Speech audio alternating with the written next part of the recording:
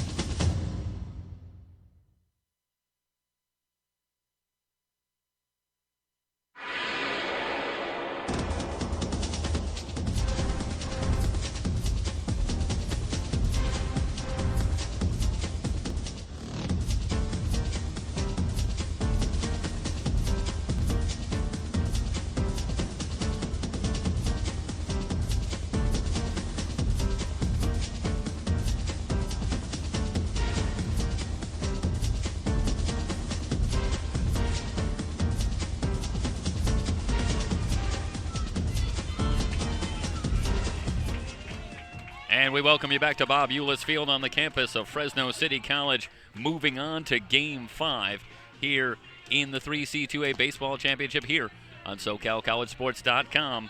El Camino will be the home team here in Game 5, taking on Santa Rosa after the Bear Cubs were defeated by Grossmont 3-0 in the game that just ended about 45 minutes ago. Hayden Shenefield lights out on the mound, blanking the Bear Cubs, and they will go right back to work here and deal with a familiar foe, El Camino, whom they saw yesterday and defeated 5-2 in Game 1 here of Championship Weekend. Well, Jeff, here we are again, El Camino versus the Bear Cubs. Rematch of the noon game on yesterday. Two solid clubs. Kenneth House coming to get the start for El Camino. Yeah, and that's a change that we talked about. Ricky Ramos had been the starter throughout the playoffs, the third starter, and El Camino had been very successful in games that Ramos had started. They had gone 3-0 in games that he had started, but he himself has struggled. So the decision made here to shake things up and go with Kenneth House and give him the start here today. Capable young man, a little bit. Not quite the stuff of a Cassius Ham, but has that kind of discomfort wildness to a hitter every now and then. He'll walk somebody, he'll strike somebody out. Pretty aggressive, and again, has been hot. And rematch here, trying to move on, and like I said, get that extra night in the hotel room. House certainly will come in feeling confident. He came on in relief of Ricky Ramos back on May 21st in the sectionals. Delivered 6 1/3 innings of 2-hit relief, blanking the Pirates over that span, while El Camino came back from a 5-0 deficit for the 9-5 win to punch their ticket up to Fresno. So strong on the Orange strength Coast of that team. You're right, strong Orange Coast team. Here we go. We'll see what Santa Rosa hasn't faced this situation in a while, and everybody's playing pitch by pitch. Welcome everybody from El Camino. Welcome everybody from Santa Rosa. Here's pitch 1. It's Blake Berry who will lead things off, and it's a strike from House. Berry comes in batting .302. A home run, 24 runs batted in. Will go over the defense. Not a lot of changes in the lineup, but one change for El Camino. Matt Yakoda. Excuse me, I'm on Santa Barbara, or I should say Santa Rosa. No changes in the lineup for El Camino as they go with Conrad in left, Barba in center, and Eastburn in right. 0-2 on Barry in the breaking ball just outside. Hunter Lewis at third, Dorian Sylvester at short, Brady Dorn at second, Connor Eastwood at first, Trevor Casanova behind the plate, and Kenneth House on the mound. So no changes, Bones, for the Warriors. Cold strike three, Barry down on strikes to get things started here in Game 5. One of the traits of El Camino is their consistency. You know, they've been a team that's avoided injury. They like throwing the same lineup out there day in and day out. Now they have a situation where they need a little help from their pen. And Kenneth comes right in right now, strikes out backwards K leadoff hitter Blake Berry of Santa Rosa. And that'll bring up Josh Lenny, the third baseman, batting .278, 8 home runs, 48 runs batted in on the season for Lenny. House ready into the wind. Ground ball into left field for a base hit. So Lenny finds the hole on the left side, and the first base runner belongs to the Bear Cubs here in the top of the first. After a little bit subpar offensive performance in Game 4 earlier today, it looks like the Bear Cubs are going, hey, we're going to get after it earlier in the count, get after Kenneth House, who may be a little bit uncomfortable in this situation, and try and increase that discomfort throughout the day. So Lenny at first, and that'll bring up Trevor Mallett. Lenny with just 2 stolen bases in 3 attempts on the season. Mallett digging in from the right side. House from the stretch. In the dirt, nicely blocked by Casanova. Well, after a little bit of a slow start behind the plate, I think, for catchers across the board, the defense has really picked up, seem to have adjusted, and not seeing nearly as many wild pitches as we saw in that first game or two. We've seen some very outstanding receiving behind the plate by all these clubs. And again, significant spoke in a wheel as a catcher. Calms everybody down and leads, and Casanova's that guy. Eastwood holding the runner on, a big hole on the right side for Mallett. Goes that way with a line drive. Eastburn gliding over, and he has the catch. For out number 2, Mallett hits it hard, but Eastburn able to track it down. 2 down, Lenny at first, and that'll bring up Ryder Coons. Good at bat, good stroke, good approach, hit the ball the other way, and that breaking ball off the plate. Just happened to be a guy with the glove there. That perennial glove seems to get in the way with some of these good at-bats. Coons batting .352 on the season, 15 bombs, 49 runs batted in. Haven't seen a lot of home runs here this weekend, but this is a guy who's got the power to take it out, no question. Waves and misses at the first pitch. No balls and a strike. We got a little change in that flag here in Game 3 today, a little bit more towards the scoreboard. That right center alley might have a little life. High fastball from House. Ball and a strike on Coons. Cole Brodnansky, the designated hitter, would be next if Ryder can keep it alive. Here's the 1-1. Back to the fastball. That's in there for a strike. Paul Cohen behind the plate. Bob Williams, the first base umpire, and Bill Shortridge moves over as the third base umpire. A ball and 2 strikes on Ryder Coons. The pitch from House. Slow chopper to third. Lewis waits, now fires, and gets Coons at first. No runs, 1 hit, no errors, 1 left on base. We're through half an inning here in Game 5. El Camino and Santa Rosa scoreless on SoCalCollegeSports.com.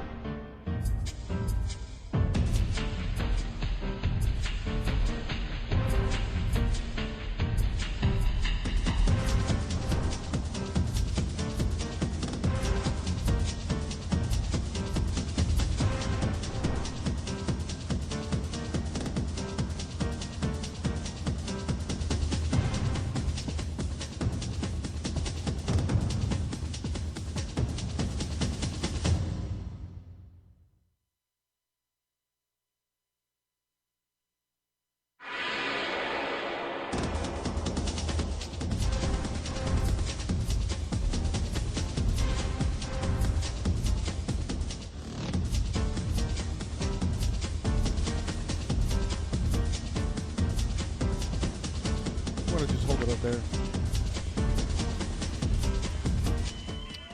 Bottom of the first inning. Santa Rosa coming to bat in a scoreless game. Talked about very little changes in the lineup. Do have one change for Santa Rosa. Matt Yokota replacing Daniel Teasley in center field. Otherwise, the Bear Cubs go with the standard lineup. Ben Sanderson in left, Matt Yokota in center, Jeff Barton right, Josh Lenny at third, Matt Kimura at short, Blake Berry at second, Ryder Coons at first, Trevor Mallett behind the plate, and Ryan Calderon gets the start for the Bear Cubs on the mound. Casanova set to lead things off for the Warriors. The El Camino fans getting into it. Calderon pops the glove, but it's a little outside, a ball and no strikes. Calderon, very reputable record of 7-0, sub-3 ERA, 2-to-1 ratio on strikeouts to walks. Yeah, making his 10th start, 19th appearance overall. 2-0, looks like a little bit of a contact pitcher. Pitches to both sides of the plate, and 2-0 here to Trevor Casanova. Falling behind the leadoff man, continues to try to work the outside corner, and now he's down 3 balls and no strikes to Casanova. A little bit of a defensive change in the outfield that we saw in the earlier ball game from Maloney. They're not playing Trevor as much to pull as Maloney did in the 10 a.m. game. Yeah, they're swinging around the opposite way with Yokota in center. Shaded over toward left center. Casanova, .391 batter on the season. 8 home runs, 40 runs batted in. And he draws the leadoff walk. So Casanova aboard to get things started for El Camino. That'll bring up Ty Conrad. Comes in batting .324. 2 home runs, 40 runs batted in. El Camino traditionally not a sacrifice bunting team. They like to let guys swing. But in this situation, just to get maybe a runner in scoring position early, take the momentum, get their crowd into the game, and push the Bear Cubs, who might be a little bit under the weather here emotionally. Coons holding the runner on. Bouncing ball to short. Over to second for one. The relay in time. They double up Conrad. 6-4-3, and just like that, Casanova taken off the base paths. And it's 2 down, bases empty for Brady Dorn. Well, you can't dial it up any better if you're Ryan Calderon. If you stay away from that sacrifice bunt, you risk introducing the pitcher to his best friend. 6-4-3. Yeah, a couple looks at the replay here, and a nice job by Kimura fielding that one on the second hop, but the quick turn by Blake Berry. That'd be an interesting name for a dog. 643. I like it. Come here, boy. We got DP and 643. If anybody could train a dog with that name, it is you, Michael. Well, France is more the dog trainer in my family. A ball and no strikes on Brady Dorn, who comes in batting .272. No home runs, 41 runs batted in. Calderon kicks and delivers the fastball high. It's a little bit of a rough job for you, huh? It is. Yeah. I tell you, 3rd game of the day, and you are on form. I'm tired of carrying you guys. Well, you've got at least another day to do it, so get comfortable. 3 balls and no strikes on Dorn. Hey, I'm the rookie. I'm Where's Waldo in this situation. I got to step it up. I got to pitch in Game 5. I'm like the anti-Where's Waldo. I'm very easy to find. There are no rookies with us. No, you are definitely 3 balls and a strike. Definitely Waldo. And then you're 6'10", and then you wear those shoes that got batteries in them. We can pick you out in a moonshot. Yeah, we got to. I mean, the shot today for us, we got to get Mike's shoes on camera. I mean, 3-2 on Dorn now. As Calderon tries to work his way back from a 3-0 count. We can probably work that out, I'm sure. They're blinding me at this moment. Calderon ready. Here's the payoff pitch, fouled away by Dorn. Calderon evening up the count, competing now. A little bit up on that pitch, but that double play has definitely changed the emotion back the other way, and here we are in a tough ball game already in the bottom of the first. Again with the payoff, Dorn bounces this one to second. Berry over to first to retire the side. No runs, no hits, no errors, nobody left through 1 complete. No score, Santa Rosa and El Camino. The winner here gets a date with Grossmont on day 3 in the 2017 3C2A Baseball Championships.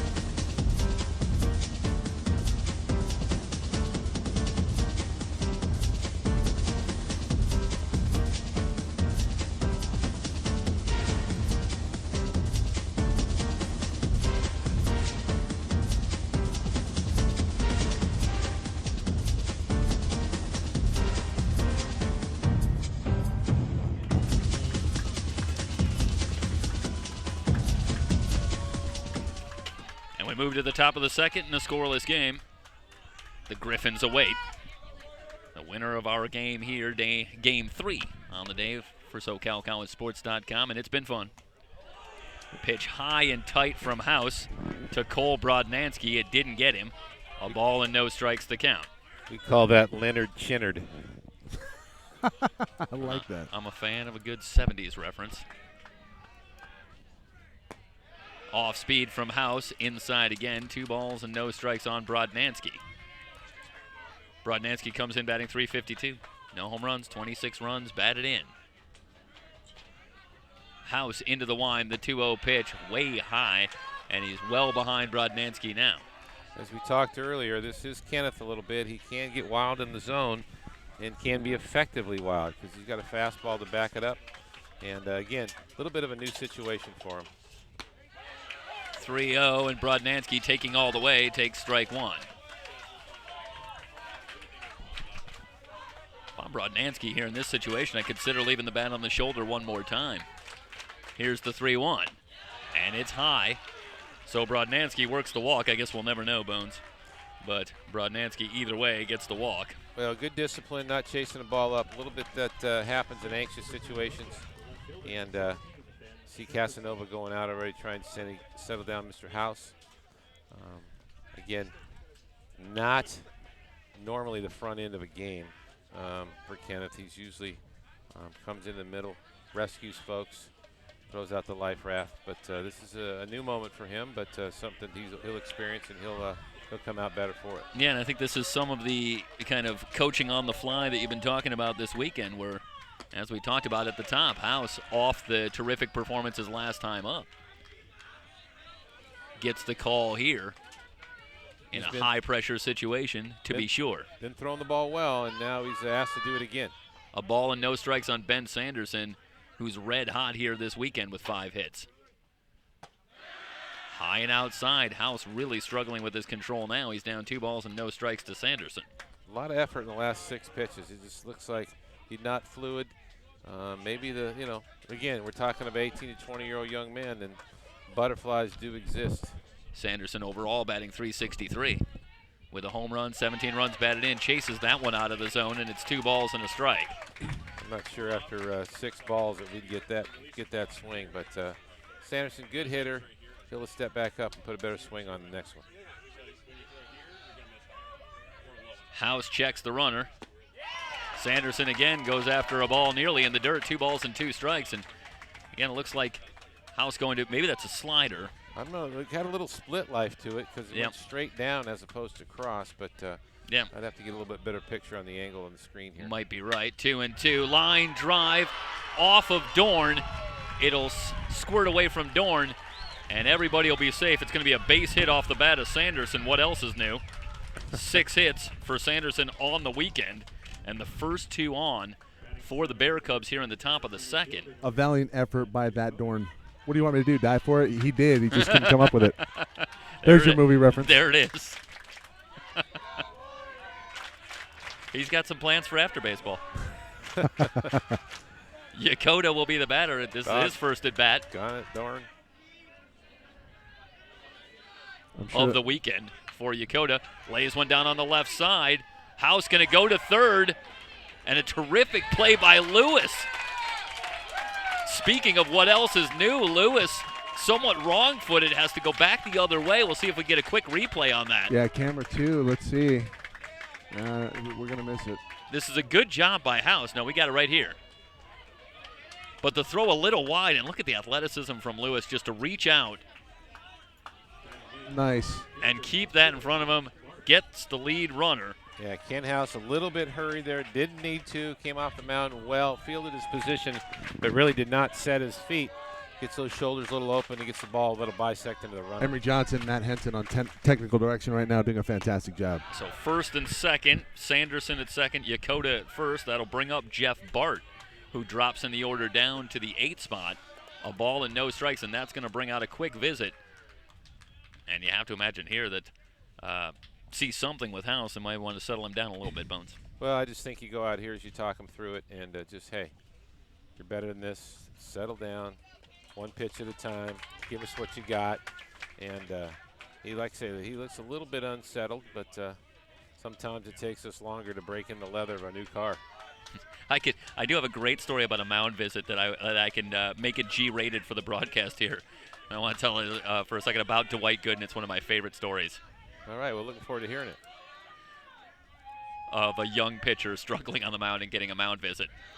The ball in the dirt to Bart, blocked nicely by Casanova. 2 balls, no strikes on Bart. These are not the kind of counts you want to give to a playoff team. As we've seen all weekend, we've seen pitchers control the count. And now we're in a situation where Kenneth is just not controlling the count. And Mr. House needs to work through this.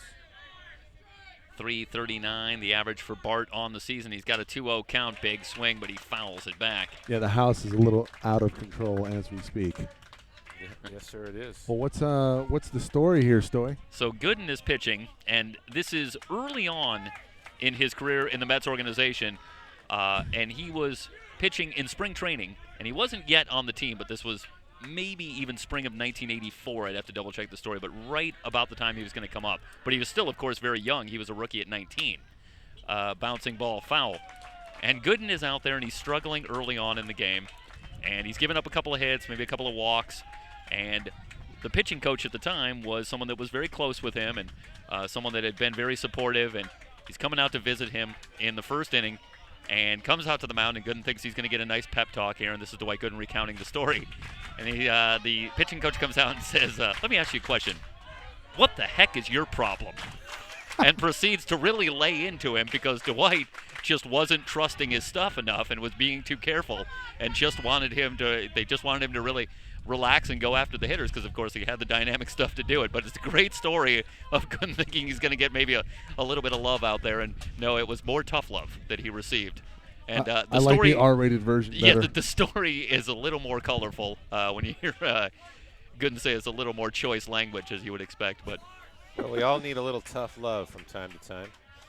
And maybe a mound visit's not the most effective venue, but that one high and tight, and it gets a piece. Bart hit by the pitch. That'll load up the bases with 1 out.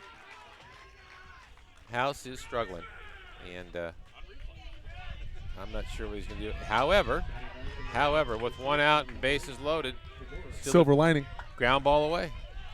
Kimura will be the batter. That dog's out there, DP the dog, or 643 the dog, or DP-643, or 463 his brother, out of the same litter. DP-643. It's starting to sound like a George Lucas movie. Well, so that'll bring up Kimura batting .267 on the season. Recent movies haven't been all that great. Excuse me, swing back to the mound. They'll come home for 1. The throw down to first, and they got him. 1-6-3. A new dog in the family. Same but litter. It gets House out of the inning. Or it should be 1-2-3 I think on the double play. It's hard to give away anybody in the litter. 4-6-3. One last look there at the replay. And 1-2-3. Great Here we stretch go. by That's Eastwood. Top of the second. Ends up getting the Warriors out of the inning. No score as we head to the bottom of the second here from Fresno.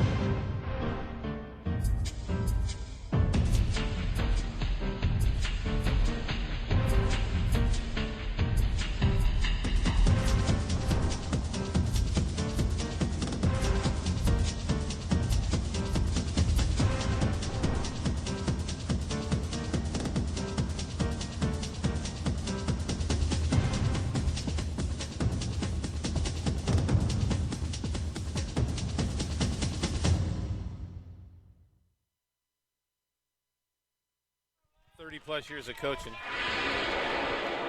Bottom of the second inning from Bob Euless Field on the campus of Fresno City College. Well, inspired by the the story about Dwight Gooden. Here we are in the bottom of the second. Yeah, still no score. Dwight would be proud. Should call him Doc. Dwight's a little too old school. Yeah. Well, Tony, I know 30 years plus of coaching, you probably have a few stories to tell. You got any good ones? Are we back to the G? Are we back to minor leagues? Are we back to college baseball? Probably go. Let's keep it G. We have a fairly large audience this weekend, so and it's getting archived. So let's go G-rated. Coaching stories. Man, there's so many. I don't know where to start. Eastburn, the batter for El Camino. Good pitch at the knees from Calderon. Well, this one year, Christopher and Columbus and I were on the same team in 1492. Are you talking about the famous film director? That one fouled away. No, the guy that played in the boats. Oh, you're not talking about the guy that directed the first Harry Potter? No, I'm not. I'm not a wizard. 1 ball, 2 strikes. I should say 2 balls, 2 strikes the count on Ryan Eastburn, who comes in batting .322. Slow roller on the right side. Barry charges, has time, and gets Eastburn at first. I don't think anything about my life is relative, but I do have a Hayden Shedenfield story. Winning pitcher from our last game. Talked briefly to Randy Abshire after the game and just congratulated him on the victory and said, hey, relay my congratulations to your right-hander. And he shared with me that Hayden has never played college baseball before. He'd been pitching in an adult league. He's a student at San Diego State, and he started the sports management club. He's like a 4.2 student and just got a whim at the close of his San Diego State career. He'd like to come over and play baseball. So he got some academic advisement, got the 12 to 14 units he needed for his degree, came over, enrolled in Grossmont, graduated last week from San Diego State. Transfer those units over. And irony is that many coaches are trying to say, hey, I'd like to work with this guy, get him to a 4-year school. He's already got a degree. So some interesting dynamics about Hayden Shedenfield, who routed Game 2 here today. And he's gone from president of a club to an adult league to basically the player of the weekend. Yeah, likely the MVP at this point of the weekend here at the baseball championship. You know, he could go to school and play sports and not attend any classes. I've seen some athletes who've done that. Yeah, we often see that, especially in basketball. Underwood down on strikes. Good breaking ball from Calderon, who's settled down nicely after walking the leadoff hitter. As we take a look at the replay and you see the hook, no chance for Underwood. And Hayden might have an option as a graduate student to get a year or so in as a competitor, but what a good story. Much better than, that I hit a grand slam while being intentionally walked when I was 12 years old.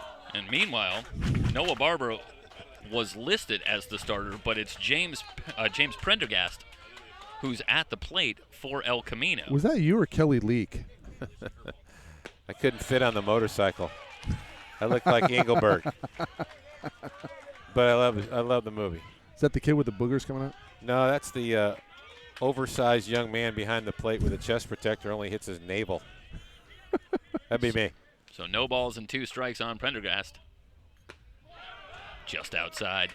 Probably my second favorite movie after Sandlot.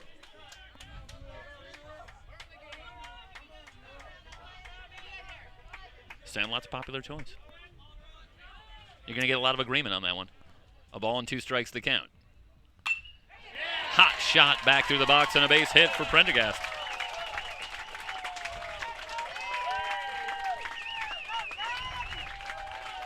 And I suspect there's a possibility that might be Noah Barba, who's just wearing a different uniform. It's number 23. Noah Barba's listed as number 1, but we'll check that obviously between innings and get confirmation on that. Either way, a runner at first. Mike's going to go check that out very quickly, see if we can get the definitive answer on that, but I think it's Barba. First pitch swinging, terrific stop by Kimura. To his feet, over to first, retires the side. Da-da-dun, da-da-dun. Another web gem, why not? See if we can get a quick look at the replay as we go to break here at the end of 2. No score, El Camino and Santa Rosa, and watch the glove work by Kimura.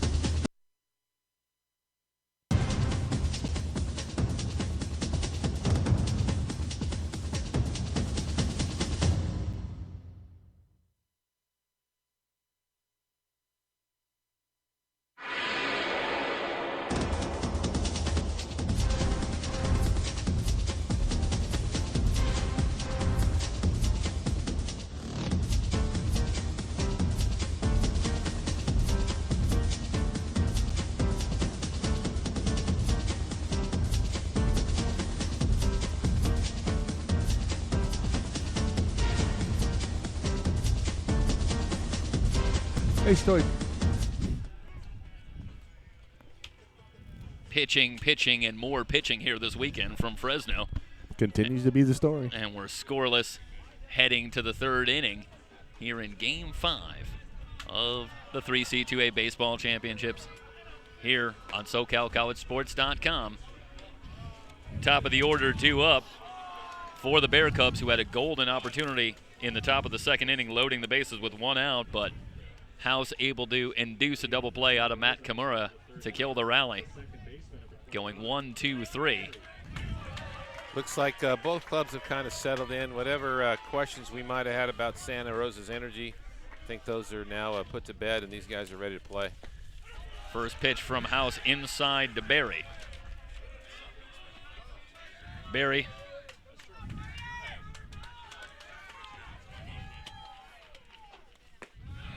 takes a fastball low. 2 balls and no strikes quickly on Blake Barry. Dangerous time to be missing strikes here at the top of this lineup.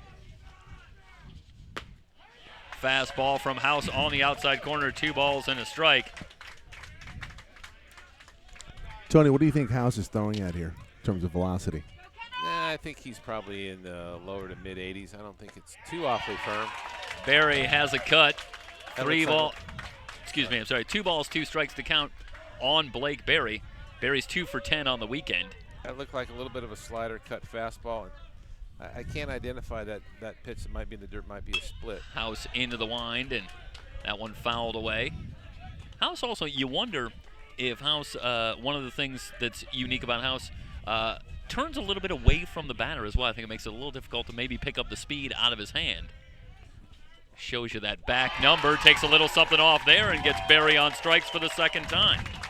If you notice, when he begins his delivery, the ball comes slightly out of his glove, right around his chest area, and he may make that turn to make sure that that hitter cannot get a visual on that pitch. If you look how he turns just over that right shoulder, you'll see that ball come out of the glove a little bit early. He's not quite full Louis Tiant, but he gets a little bit of a turn away. First pitch to Lenny, who singled his first time up. Misses, a ball and no strikes to count. Didn't miss by much. Paul Cohen, veteran umpire behind the plate. Right down the middle for strike 1. And again, we should comment here that these gentlemen in black and gray have been awarded the opportunity to be here based on their performance. So, yeah, and I think the umpiring's been really outstanding all weekend. A number of very good calls that we've seen on close plays. A ball and 2 strikes. Yeah, they've gotten it right. They have. It's been an impressive weekend. I know. Last weekend, we don't want to knock anybody too much, but some of the strike zones were a little erratic. And again, you had a little bit larger pool of umpires in that round than you do in this round. The pool shrinks. This is a select group, pretty much selected by the coaches based on the performance of the year. A lot of discussions this year about umpire performance, but again, I think we're getting some of the best here this weekend. 1 and 2 on Lenny.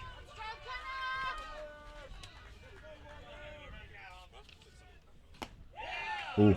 And the fastball just inside. 2 balls, 2 strikes.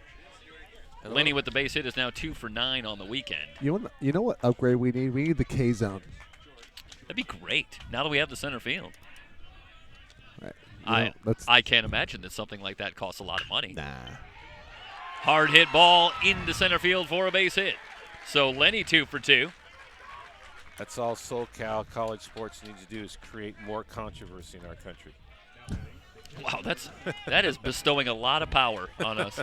We're creating more trouble in the country. I'm just trying to affect start times at this point. You're talking about drama as a whole. I didn't say trouble. I said controversy. There's a difference. Those are 2 different words. All right, there you go. Granted, we are on the internet, so I guess worldwide. We're worldwide.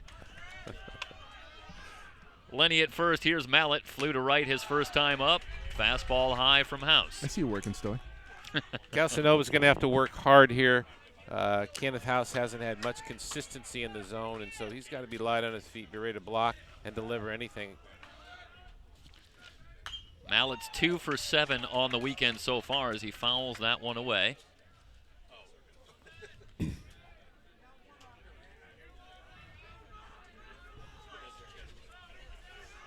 A ball and a strike on Mallett with Lenny at first and one down here in the top of the third.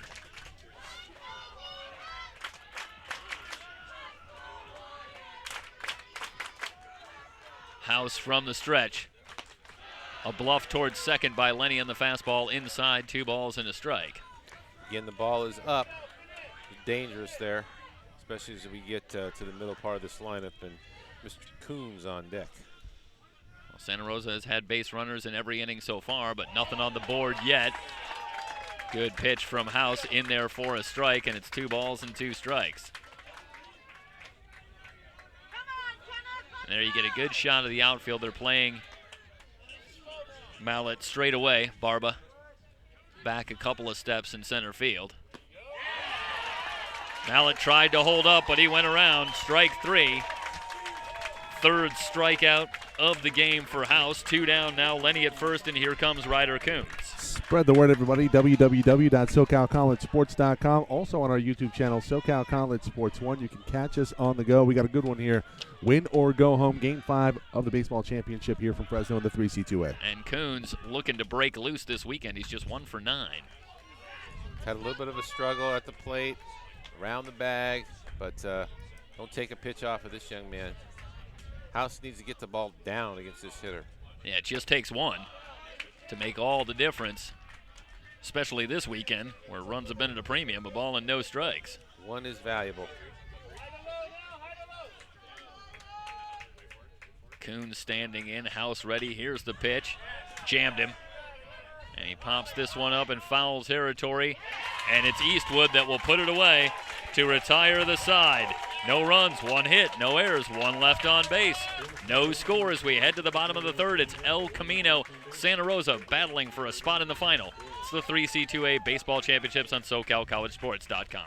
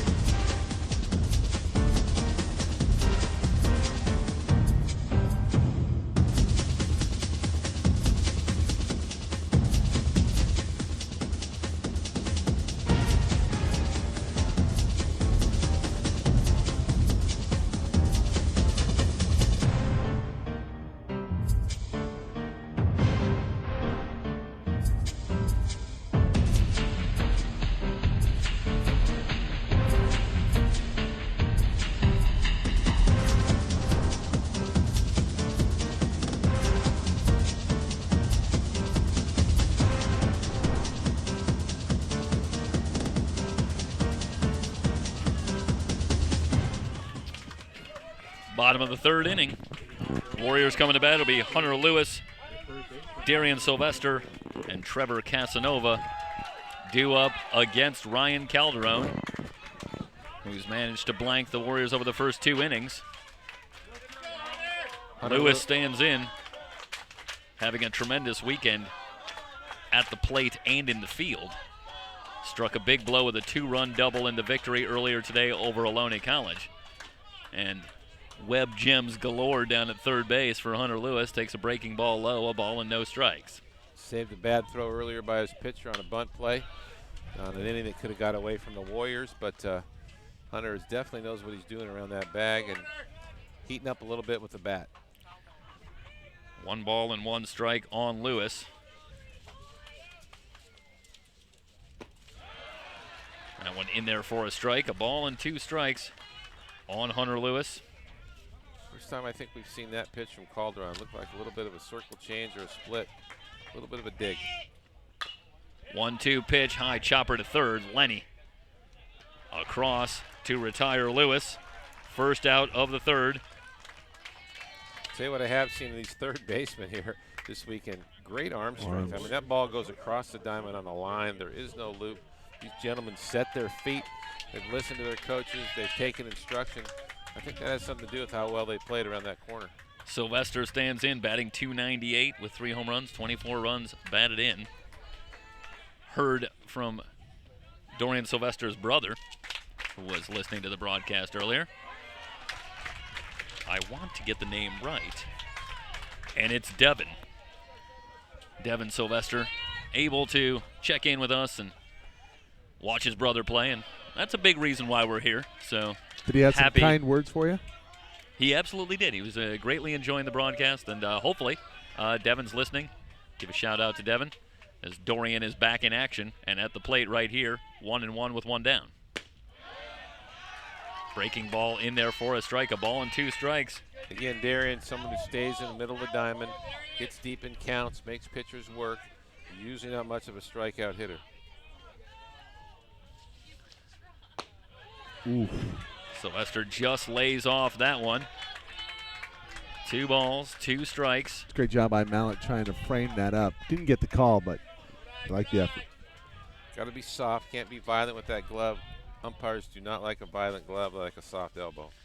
Sylvester has 3 hits on the weekend so far, but he's called out there. That's just great execution. Oh, jeez. So quickly 2 down in the 3rd. That'll bring up Casanova. He walked in the 1st, but was erased immediately on a double play. Tony, he went right back to it and called a run. A little nasty there. Yeah, really. He painted right there. A little bit of brush work. So here's Casanova. Again with the off-speed pitch. That one misses outside. 1 ball and no strikes.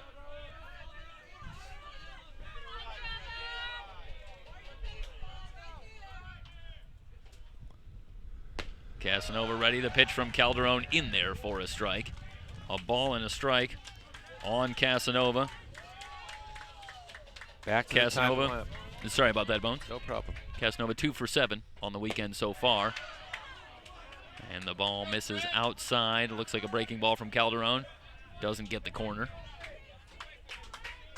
Working down. This young man works down. You don't see him fail up very often at all. Sure, that's why he's 7-0. Fastball from Calderon outside, and now it's 3 balls and a strike on Casanova.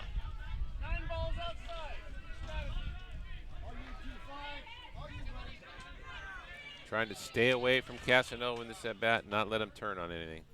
3-1, and again, Casanova works the walk. So Casanova aboard again, and that'll bring up Ty Conrad. In the immortal words of Lou Brown, you take a look at Ty Conrad, you got a hunch he's due. Again, Trevor Casanova being pitched very carefully. A tremendous amount of respect in that at-bat for Trevor. They just stay away, stay away, stay away. He stayed tall, did not get himself out. Now he's 90 feet closer to home plate. So Casanova at first, and here's Conrad still looking for his first hit on the weekend. That one tailing away, ball 1.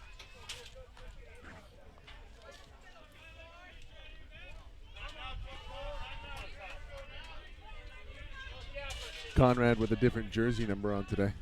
Yeah, went to 24. That one catches the outside corner, a ball and a strike. The count now on Ty Conrad. Maybe he's trying to rally up, get a rally jersey, because you mentioned he has been a little bit substandard offensively. So he's yeah, looking for the good luck number. Yeah, going Willie Mays right here. There you go. 1 ball, 1 strike. Off-speed pitch in there for a strike. Mallett thought about a throw, but Casanova not too far from the bag. A ball and 2 strikes to count now. Again, down, down, down. Ryan Calderon saying down in that zone. Calderon from the stretch. Here's the 1-2. A little low. It's good eye. Another good effort by the catcher from Santa Rosa. Yeah, Mallett. Trevor Mallett trying to talk Paul Cohen into giving a little something below the knees, but Paul didn't flinch, and he's staying consistent with the zone. I think if he goes back to that pinch, he might get the call here. 2-2 on Conrad. Just gets a piece. Great job of runner control. We talked earlier and often about holding the ball, holding the ball, holding the ball, and that settles the feet of that base run a little bit into that dirt. They quite don't get the explosions they like on a dirt ball, on a ball that gets away from the catcher or the stolen base. Great runner control.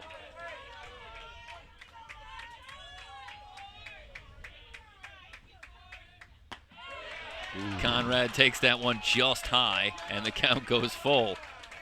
So Conrad laying off a couple of pitches just outside the zone. And now it's 3-2. Casanova will be off on the pitch. Don't leave early. You're not stealing the bag. There he goes. Called strike 3. Conrad down on strikes. Calderon paints the inside corner. And that'll do it for the bottom of the third. No runs, no hits, no errors. One left on base. As we watch the replay again, heading to break, and Conrad called out on strikes. Through 3, no score. El Camino and Santa Rosa here at the 2017 3C2A Baseball Championships on SoCalCollegeSports.com.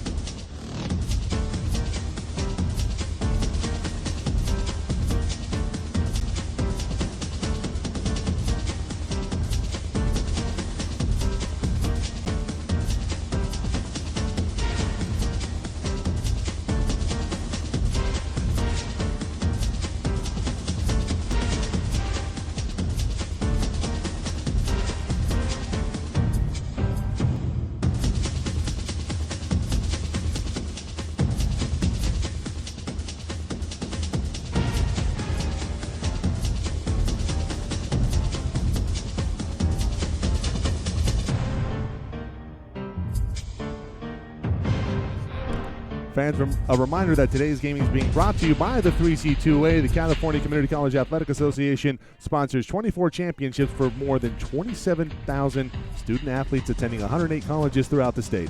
The 3C2A, providing opportunities and fulfilling dreams.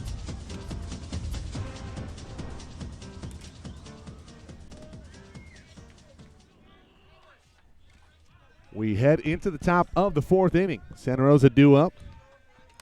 It'll be Brodnansky, Sanderson, and Yakota.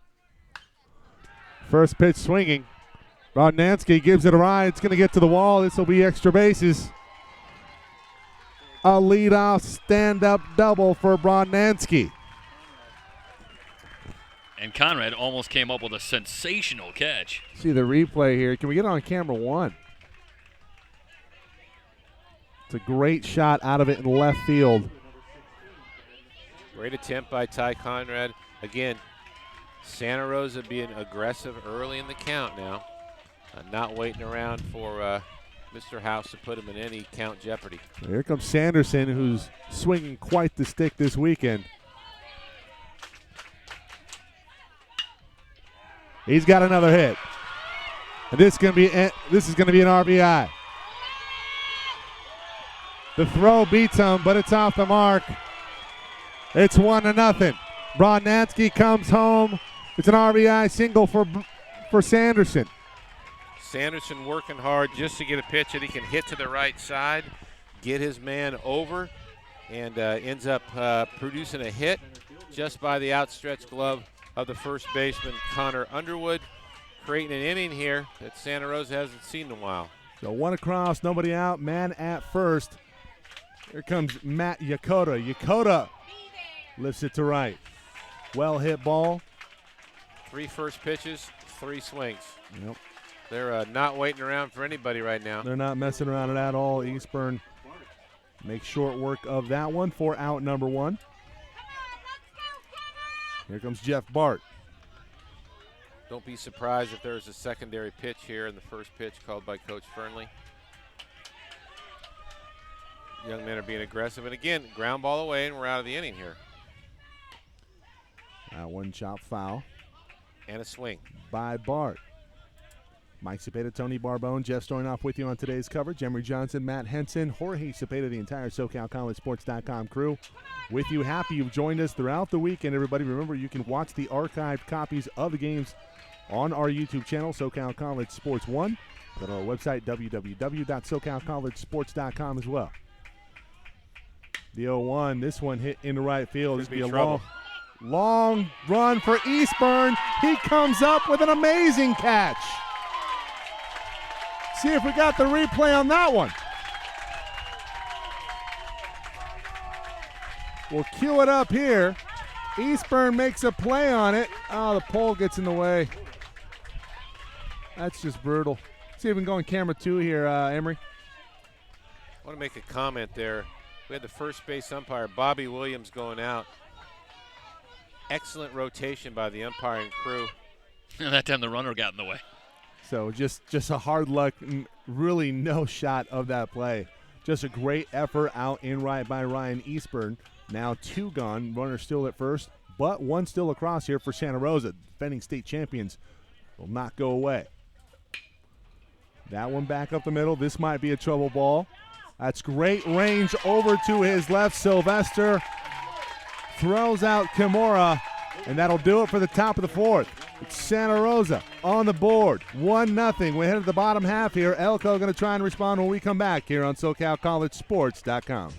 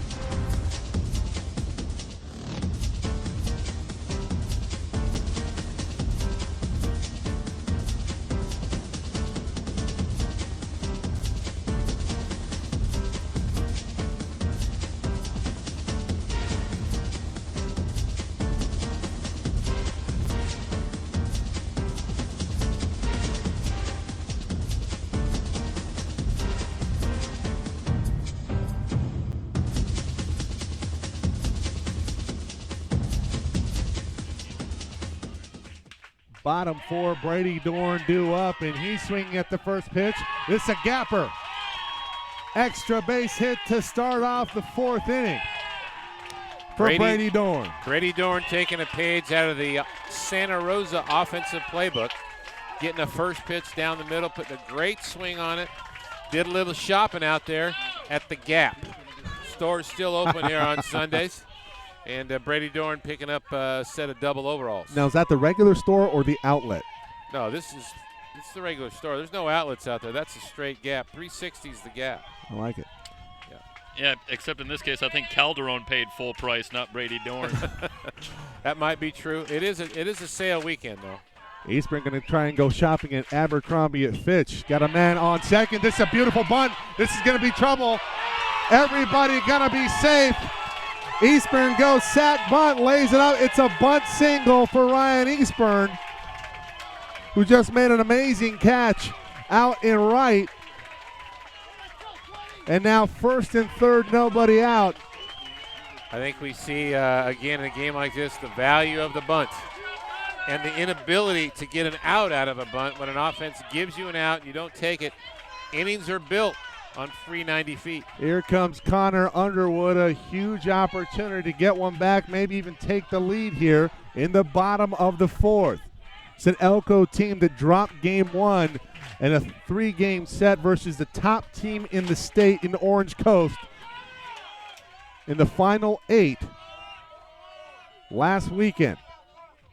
And they scratch out 2 in a row to dispatch the top team in the state. As the Pirates go down, Elko up here. They're in the losers bracket, and they're gutting it out. Yeah, El Camino doesn't exactly know where they are this season if they're not trailing in an elimination game. And they have found themselves now down 1-0 and said, now we understand where we are, and they are immediately responding. Back to what we talked about yesterday afternoon. Team of character, team of courage, team of support, and great leadership. Noah Barba on deck. That one low and away in the dirt, 1-1. Nobody out here, first and third. Santa Rosa got on the board, first to do so in this game and strike first blood in the top of the fourth. Bottom four, an opportunity here for Elko. The Warriors smell it. We see a base hit here. This crowd's going to go nuts. Warriors traveled very well. Quick move over to first from Calderon. Quite a bit of support. Remember my years there as the athletic director. El Camino family is all about that. They live the blue, and they do travel well and support their young men and women in their athletic department. Here comes the 1-1. Over 4 strike. Looked like Connor had a beat on that one. It kind of gave up on the pitch a little bit. But Yeah.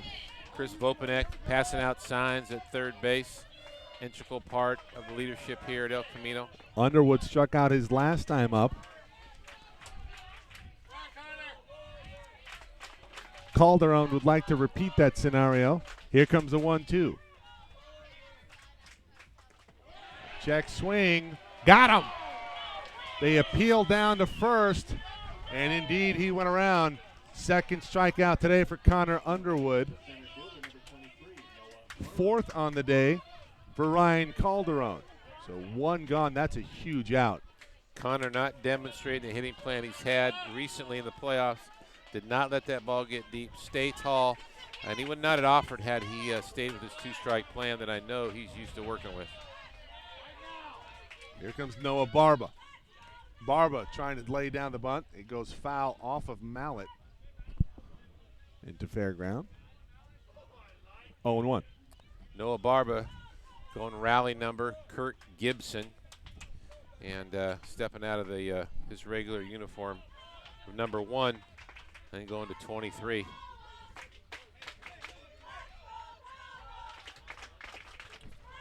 Got a good one here, folks. Spread the word, www.socalcollegesports.com. SoCal College Sports 1 on YouTube. Sun begins to set here at John Euless Ballpark in Fresno. Throw over from Calderon.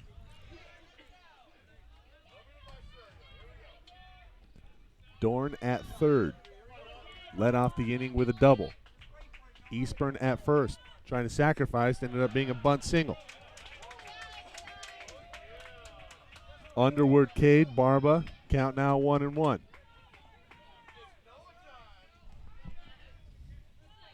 Mike Cepeda, Tony Barbone, Jeff Stoynoff with you on today's coverage. Game 3 of the day.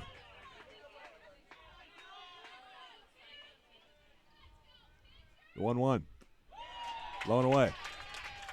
Calderon a little bit more of a nibbler this inning than he's been, but he is failing down. Working off a 2-1 count here. Might see a little action. El Camino not known for a lot of activity offensively, but this might be a good spot just to get that offense going. A 2-1. Swing and a foul back. Gonna get a Barba, yeah, chasing the ball out of the zone. Just a little bit too anxious. What happens in this kind of a moment when you haven't had the most consistent at-bats through the course of the tournament? Get a little bit too anxious, so he needs to stay tall here, trust himself, let that ball get deep, and get something that he can put in play for his team. Yeah.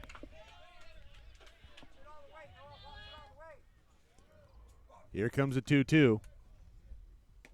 Outside, that'll fill it up. Another good job by Calderon. Holding the ball, holding the ball, holding the ball, settling the feet of that base runner. Would not be surprised if we have some activity here. Popular 31 move in this situation. Payoff pitch. That one fouled off. The runner was moving from first base. Ryan Eastburn on the play. Good call there, Bones. Well, I'm trying to stay out of the double play here. I think it's a quality move. Yeah, and this weekend, is there ever a move that's more important? We've seen quite a few double plays. I don't think you're right, Jeff. It's important. It's significant. And they can jump back in the game with a quality at bat here. 3-2, chopped over to Ryder Coons. Coons looking for somebody to cover. Calderon, nobody home. A run is going to score. Everybody's going to be safe. Oh, no, out at first. Calderon looked like he just froze up there. He's supposed to cover. Well, we are out at first, but the fact okay, so we do have an out at first. I apologize. The fact that the Warriors put their runner in motion allowed them to get that run across. Doesn't need to go far, just need to be effective. And we've got a 1-1 tie here. And another barn burner between the Warriors and the Bear Cubs. That was pretty bang-bang at first. That could have been disastrous. You do get the out, though. You trade the out for the run. We're tied up 1-1. Ryan should have been there uncovering. Whistler now your batter. Chris Vopinet bringing Whistler down for a little chat. Instructional counseling. My guess is, hey, you're going to be stay away from it. It's going to be soft. You don't think he's talking about his class schedule? No, I do not. I think El Camino's spring semester is over. And they're looking at making sure they get that second run in so they can kick off any summer classes on a good note. Well, he grounded out to Kimura last time up. See if Cody Whistler can bring home the go-ahead run. The 0-1 chopped off. Ryan Calderon. He is mixing his pitches. Off speed, a little bit of a fastball. Whistler robbed of a hit his last time up on a terrific play by Kimura. Excellent observation. To end the second inning. That 5-5 hole is open. Whistler can back this thing up and ram it into left. I think we'll have a run. Here comes the 0-2. In there, called strike 3, sit him down. Calderon out of it, but Elko responds, ties it up in the bottom of the fourth, and we head to the fifth. 1-1 here. Game 5 of the 3C2A 2017 Baseball Championship here from Fresno.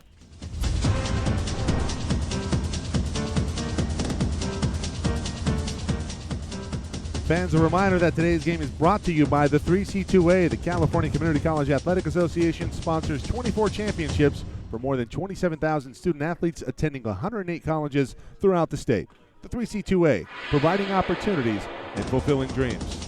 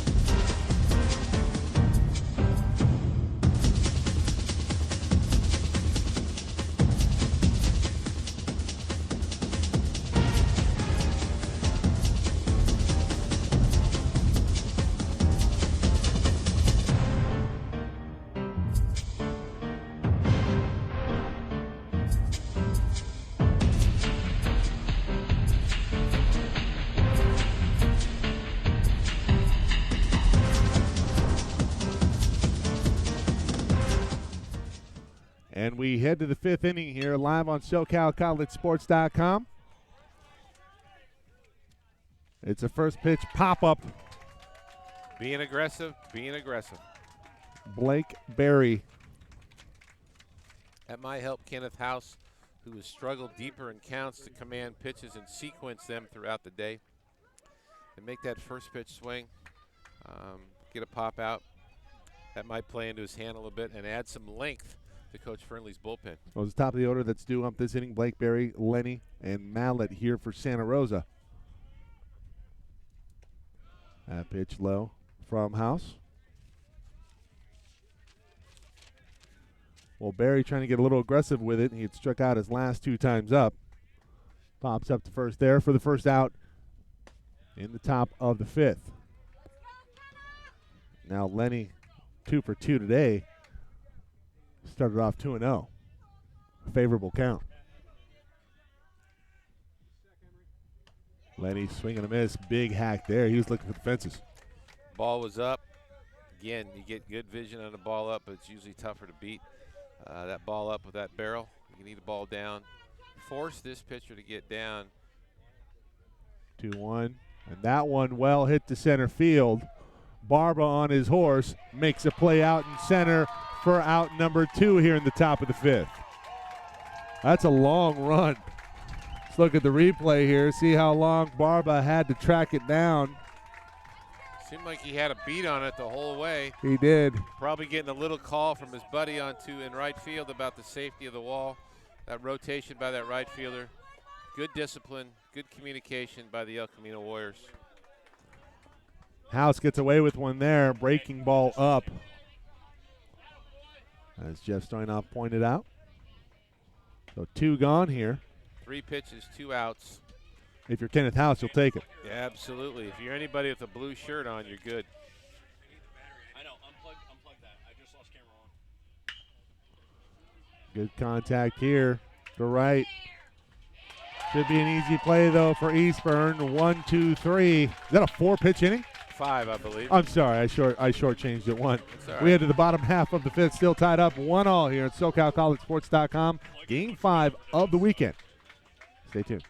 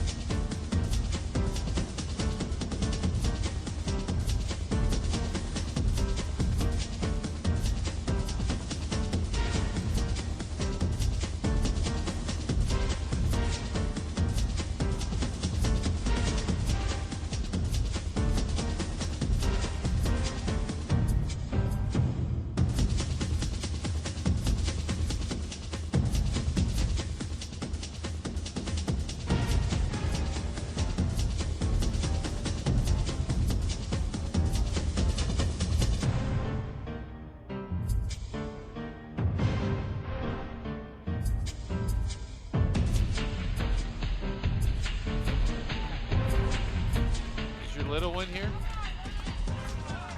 Michael Owen in the building. We head to the top, over to the bottom of the 5th. It'll be, I believe this is Hunter Lewis, Sylvester, and Casanova top of the order. This is Hunter Lewis. Don't recognize him without his glove playing third base.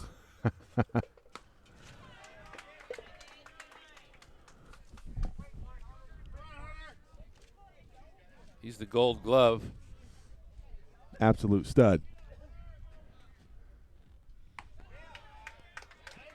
Calderon starting to get away from him a little bit in terms of control. He's a little bit elevated. He hasn't been there much. He's been living down below on the bottom floor. But yeah, he's coming upstairs. Yeah, he did go up the elevator a little bit.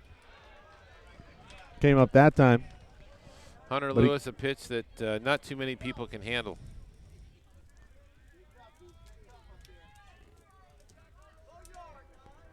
Count evened up at 2-2. Lewis reaches out, grounds it over to Lenny. Lenny, big throw over to first in time for out number 1.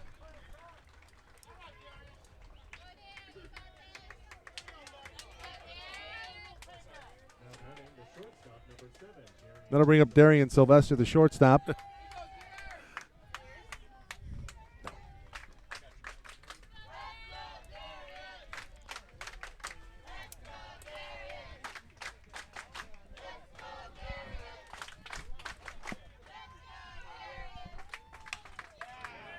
Sylvester pops this one to Jeff Bart out and right. So 2 gone. So a couple of quick innings here, Tony. Oh, yeah, we had a 5-pitch inning. We're looking at 3 pitches and 2 outs here. But Mr. Casanova hasn't got anything to swing at since he's been here in this game. Yeah, he's walked 2 times. I don't think he's moved the bat. They're throwing the ball 2-3 inches outside. See if he'll nibble. He hasn't shown any type of hunger yet.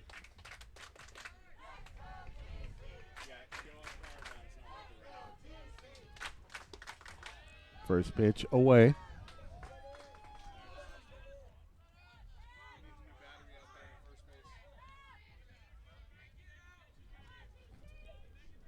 One and 0 on Trevor Casanova. That pitch inside for a ball. 2-0. Well, I don't want to put the jinx on it, but I'm smelling extras here. I know we're only in the bottom of the 5th. Is that what that odor is? It's either that or an overworked KC SoCal barbecue style. Screw? I wish the scent were pizza. I don't think that's it though. Is that your food of choice? Is that your default go-to? The go-to. That pitch outside.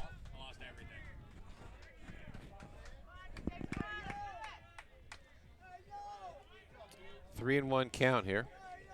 Casanova again staying disciplined.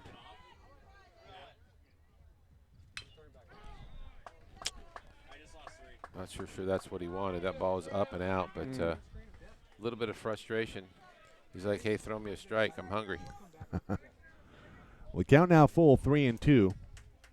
Calderon a strike away from getting out of this inning. I think we got some trivia here. We got a visit by the young Valdez. That one lifted to right. Bart with a beat on it. And takes care of it for out number 3. We head to the 6th inning. 1-1. Elko, Santa Rosa. Michael Owen on display. There he is. That is Michael Owen, my son. 4 months old. 4 months young. He's looking good. He's looking peaceful. Yeah, the highlight of the weekend so far. Thank God for Mama. Yeah, Mama doing all the work. Well, I'm just saying. Mama Francis, Michael Owen. That's a good-looking boy. And yeah, he's a ginger.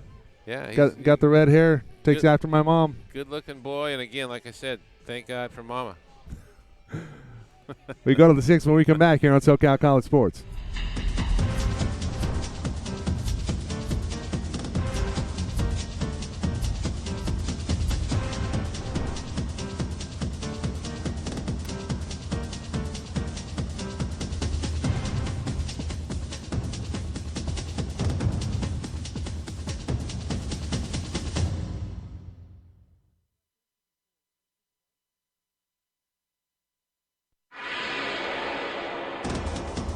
Fans, a reminder that today's game is being brought to you by the 3C2A. The California Community College Athletic Association sponsors 24 championships for more than 27,000 student athletes attending 108 colleges throughout the state. The 3C2A, providing opportunities and fulfilling dreams.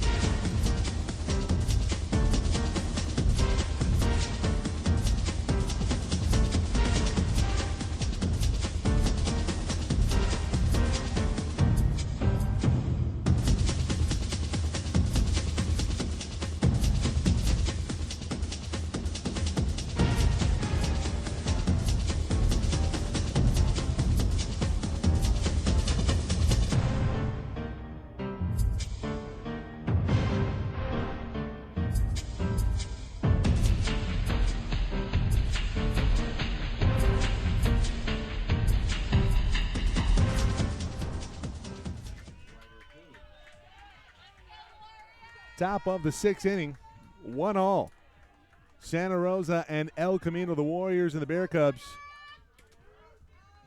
And the Bear Cubs right now with the meat of the order due up. Ryder Coons, Cole Brodnansky, and Ben Sanderson. Sanderson been on fire this weekend. Be interesting to see if Coons and Brodnansky get on board here, set him up for success. Big inning for Kenneth House and that El Camino bullpen. I think we're stretching into the 6th inning. Coach Fernley getting a lot out of this young man right here. Best height he's had consistently in one at-bat the entire day. He's been down in this one. Here comes a 2-1. That one's low. Good discipline. Good discipline by Ryder Coons. He's chased that a little bit here over the course of the weekend. And maybe he's made a decision here. I'll take what you give me, and then I'll use what I got. 62 pitches, make that 63, and a leadoff walk for Ryder Coons. Pitch count, not bad. Sub 60 after 5. And pretty good.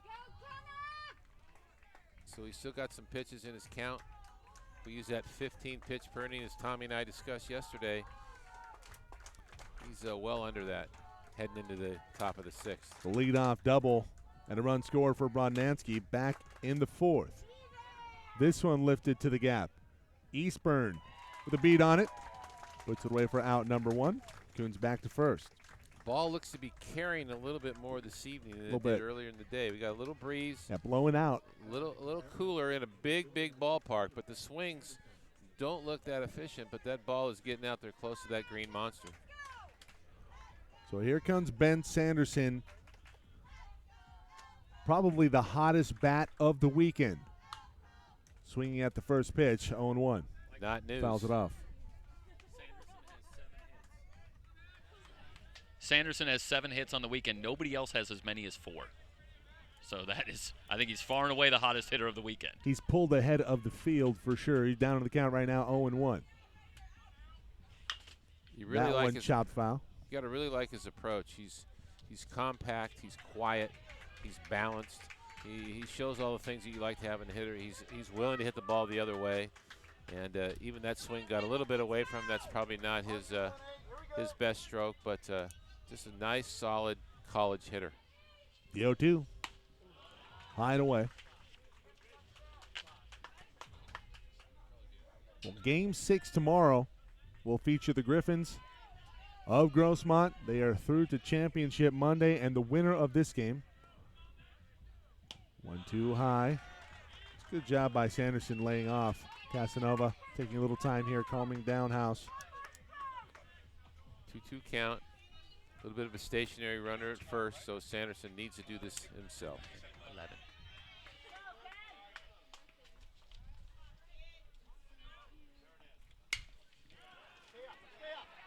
That one hit sharply, but right to Eastburn again for out number 2. So Eastburn with a busy inning.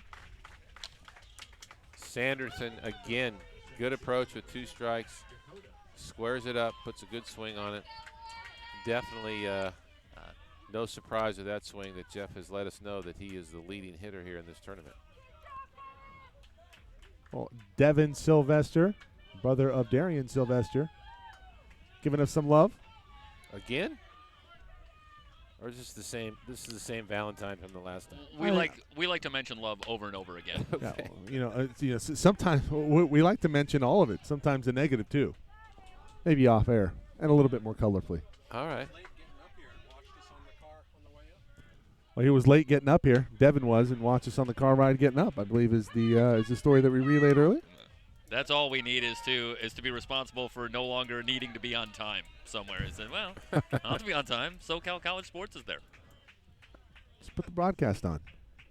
2-0 inside. So you guys are just all givers. Owen's got a good future with his dad. Owen's awake on us now. Based on that, he heard his dad's a giver. He's like, how about you give me a little chow right now, or a little bit of maybe a turbo Mustang GT? Yeah, well, I can't help him with chow. Mommy is on call for that. Here comes a 3-0 to Yokota. That one inside, but called strike. 3-1. A little generous there, Pones. Well, I'm not so sure they didn't make it look generous. Replay that. Close enough to take, but it was a 3-1 count. 3-1 fouled back, so count now full. Full count, 2 outs. Top of the 6th, Ryder Coons with the leadoff walk. At first. Got no hold at first. Good defensive move by the Warriors. Off on the pitch. Got to go across with the ground ball. House delivers. Payoff. Swing and a miss. Strike 3. We're through 5.5. 1-all. Elko going to come up here in the bottom of the 6th shortly here on SoCalCollegeSports.com.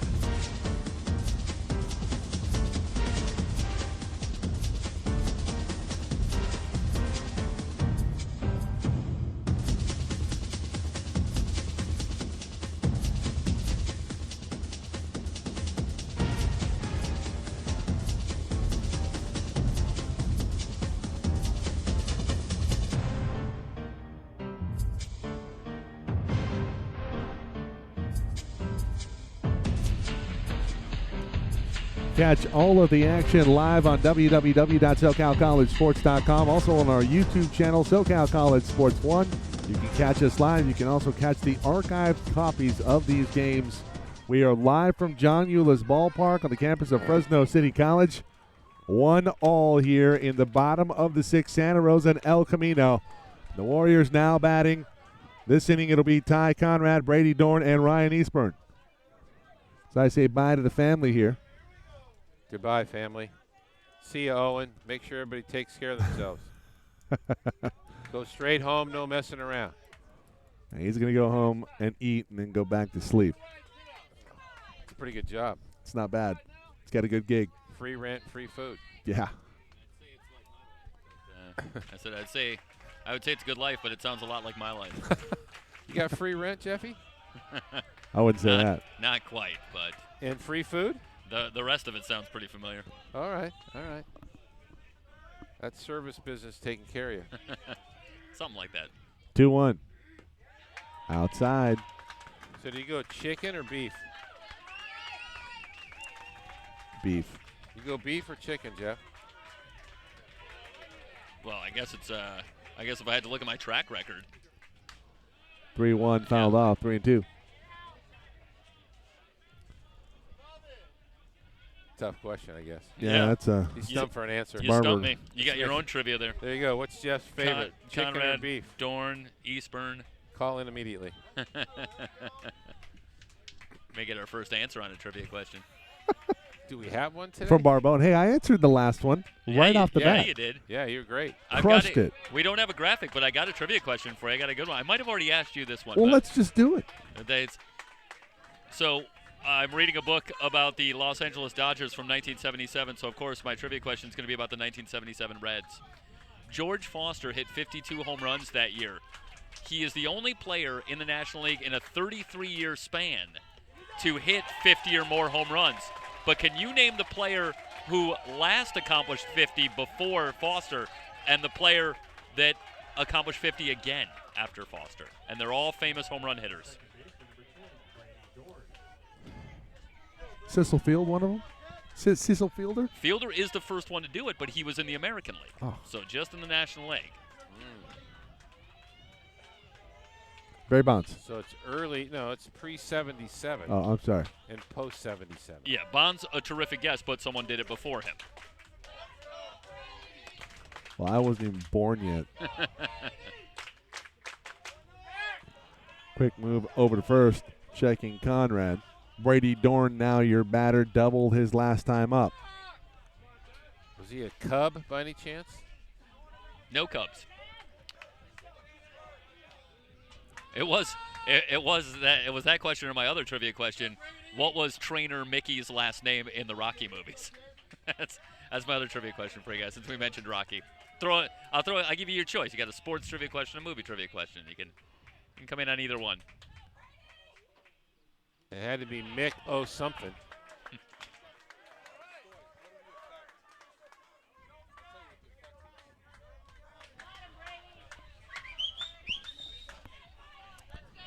Starting to get away here from Ryan Calderon. Stakes very high here, guys, in a 1-1 game in the bottom of the 6th. Indeed. The phrase, it just takes one, never more true, perhaps, than at this moment. Good call, Jeff. A ball game where the pitchers really haven't been quite as overtly dominant, but the score is still 1-1. The 1-0 outside. And Bones, I think you can safely say Ryan Calderon laboring a little bit. Yeah, I think both pitchers have it's been a high effort outing for both of them. Yeah. And we're getting into the 6th inning. It gets a little tougher. That one into right. Will it stay fair? It does.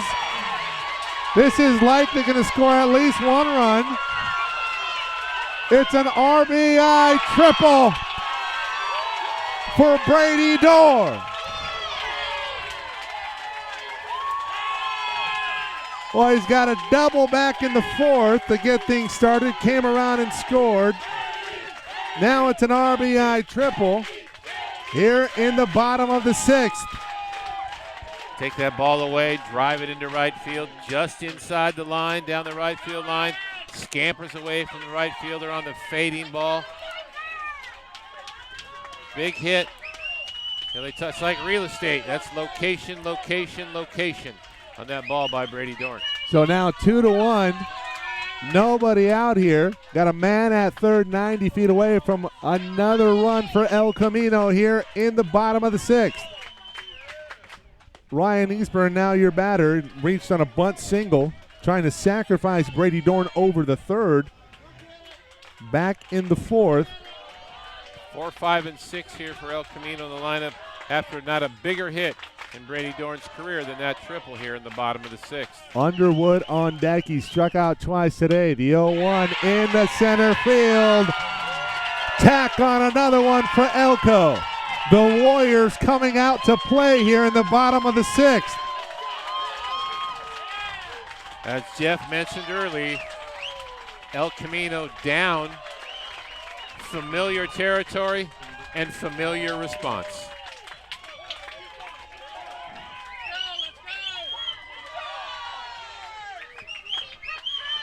So let's see if Underwood can change his script for the day. 0 for 2 Ks. Trying to bunt over Eastburn to second. What's that? I like the call by Nate Fernley here. Connor's been struggling a little bit as of late. Get that sacrifice bunt. Keep getting runners in scoring position. Put pressure on the state champion Santa Rosa Bear Cubs.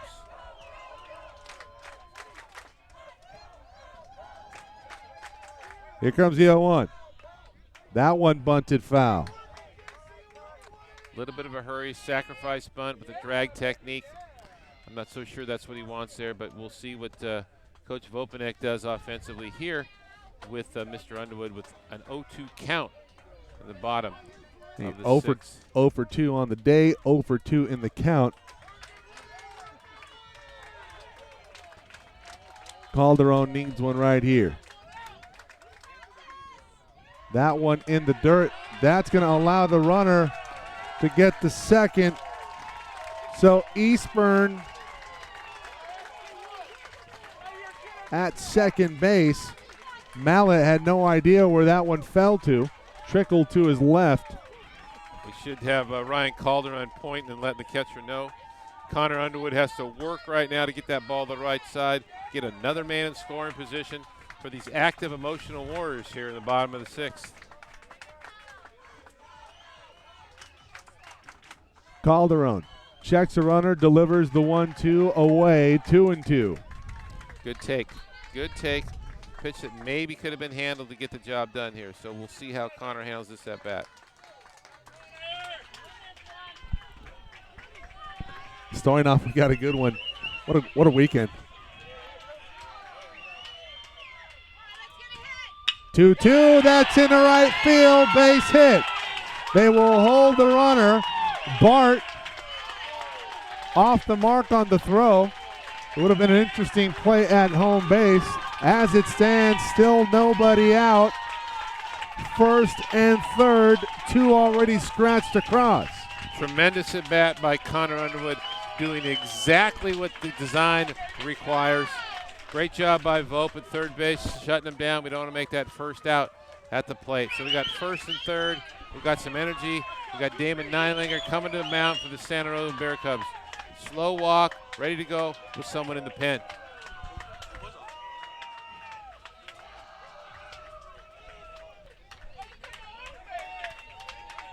And for anybody who might be wondering, this is hardly anything new for the Warriors. Once again, they trail by multiple runs in elimination games 2 times in the 2017 postseason already.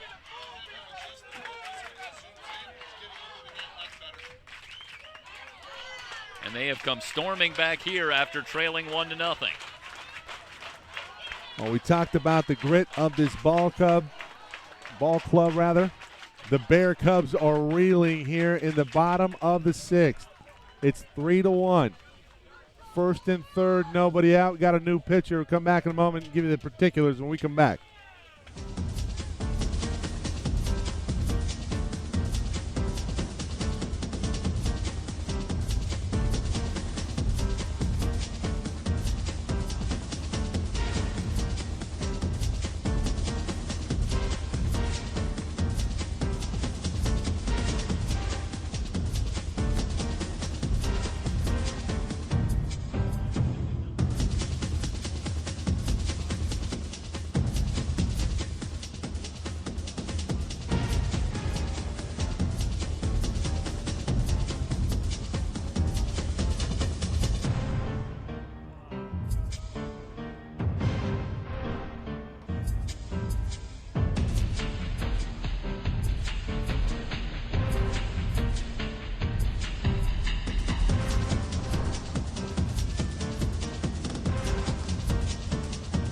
A familiar face on the weekend, Jared Noonan, who started yesterday in the early game.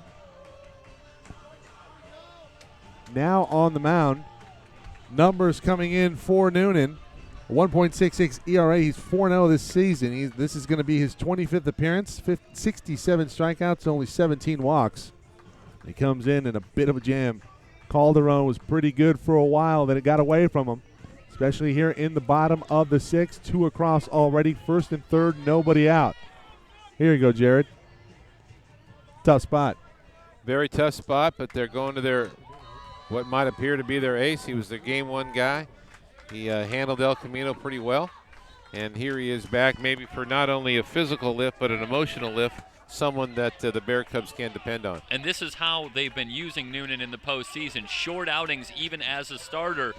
Usually relieved after about 3 innings so that they can bring him back on subsequent days. That pitch in there for a strike. Well, it's win or go home. So if you're thinking about you have to get to tomorrow and you have to win this game, and you are in a rough spot here, down 2 runs, bottom of the 6th. Again, not showing any effects of yesterday's outing. Came in there crisp with a good first pitch fastball, painted the outer third. And Mr. Barb is going to need to make sure that he makes a little adjustment here. Yeah, guys, I suspect this is a little earlier than they wanted to go to Noonan today, but that this fit into the plan.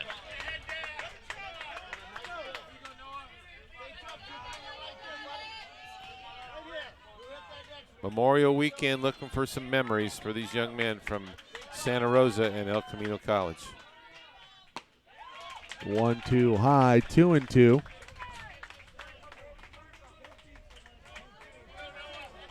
Santa Rosa, the defending state champs, trying to go back-to-back here in 2017. Elko saying, we want Grossmont tomorrow morning. They have a 3-1 lead right now as Barba K's out.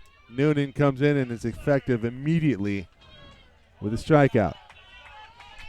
In the earlier game today, Michael, it was Barba, Whistler, Lewis, Sylvester really keying the offense for El Camino in the victory over Ohlone. And now here in game 2, it's the heart of the order. Dorn, Eastburn, and Underwood really getting things going. So how do you like it if you're the Warriors here, getting it from everybody at some point today? Well, I think we spoke about that in the 12 o'clock game yesterday, that their lineup has depth. They get right-handed hitters. They got left-handed hitters. They got this guy today and that guy tomorrow. And they've shown that consistency, and that's why those averages are somewhere in the 280 to 340 mark versus 5 or 6 guys over 350. They all chip in. They all dive on the grenade, and they're all a spoke in the wheel. Barba, Whistler, and Lewis a combined 1 for 7 here in Game 5. And Noonan ahead 0-2 here on Cody Whistler. Struck out his last time up back in the 4th, 0 for 2 today. Noonan showing why he is the guy right now. From the stretch, chops it over. This is going to score a run. They will get the run at first, but the lead swells 4-1 now. 2 gone, bottom of the 6th, 3 across this inning for Elko. And that's a good read by Eastburn at third base there on contact there. He gets a good enough jump that there's no way they're going to get him at home. They have to go to first for the sure out. Yeah, the call there is to go definitely on contact, stay out of the double play. But again, I think the word of the inning here has been location. You got another ball off the end of the bat in a location where a double play can't be turned after the triple down just off the chalk on the right field line. So those Warriors from the South Bay are definitely demonstrating location matters. Here comes Hunter Lewis 0 for 2 as well. G5. Runner at second. This one lifted into right. Bart has it for the 3rd out of the inning. The damage done here by the Warriors. They scratch across 3 here in the bottom of the 6th. They take a 4-1 lead. We head to the 7th. SoCalCollegeSports.com's continuing coverage. The 2017 Baseball Championships here from Fresno.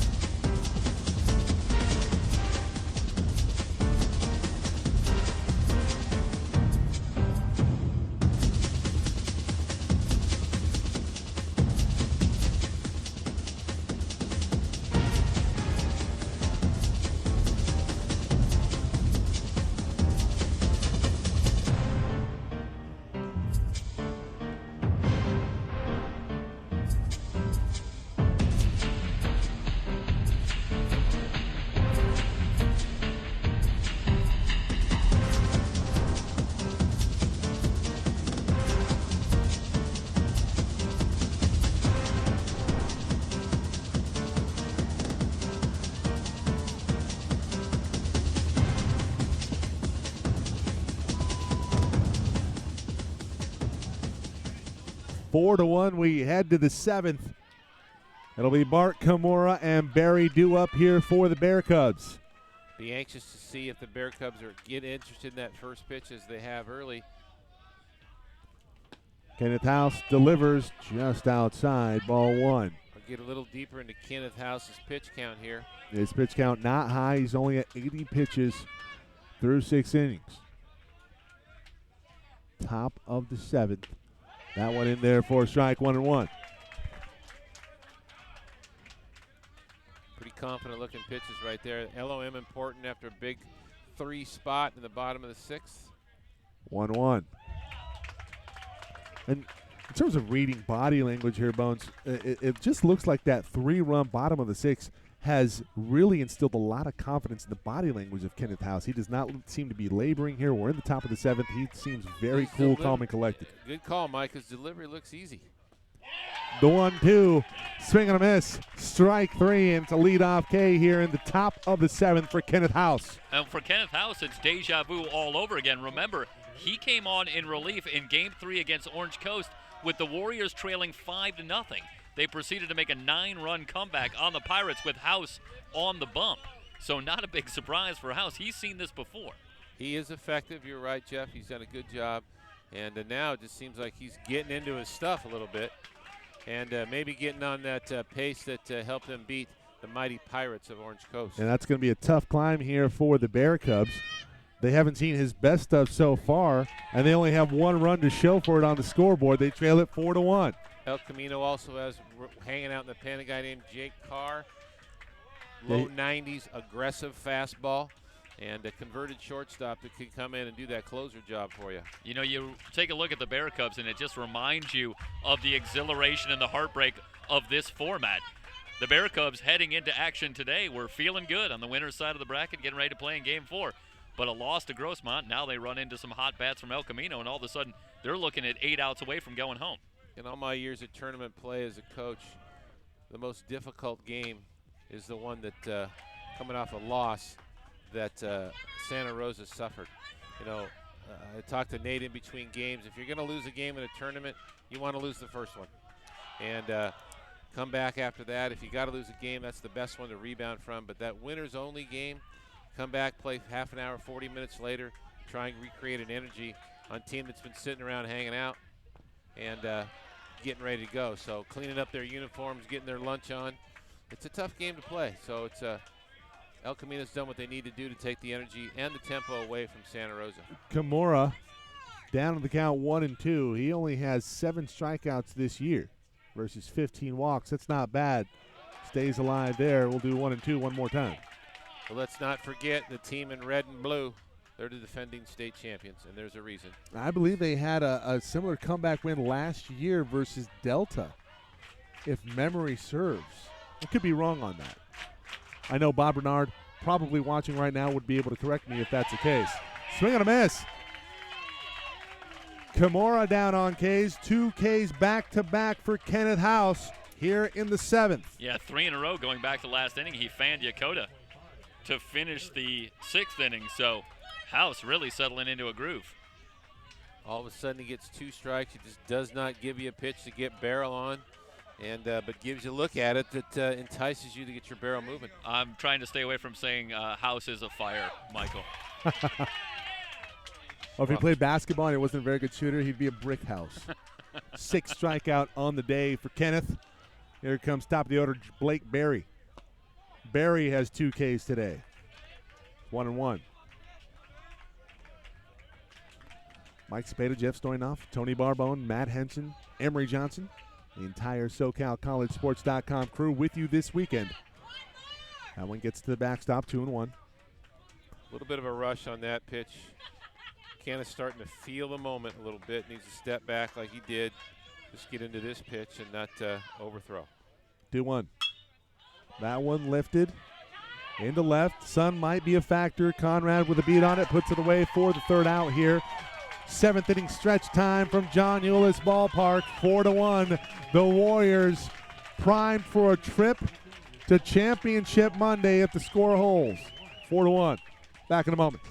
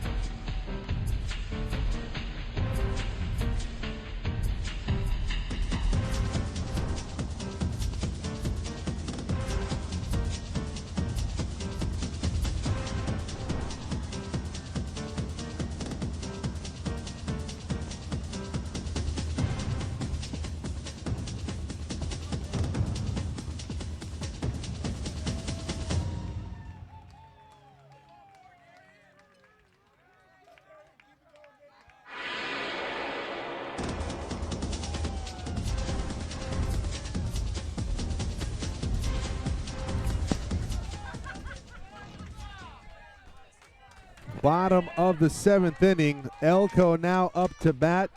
Darian Sylvester, Casanova, Ty Conrad.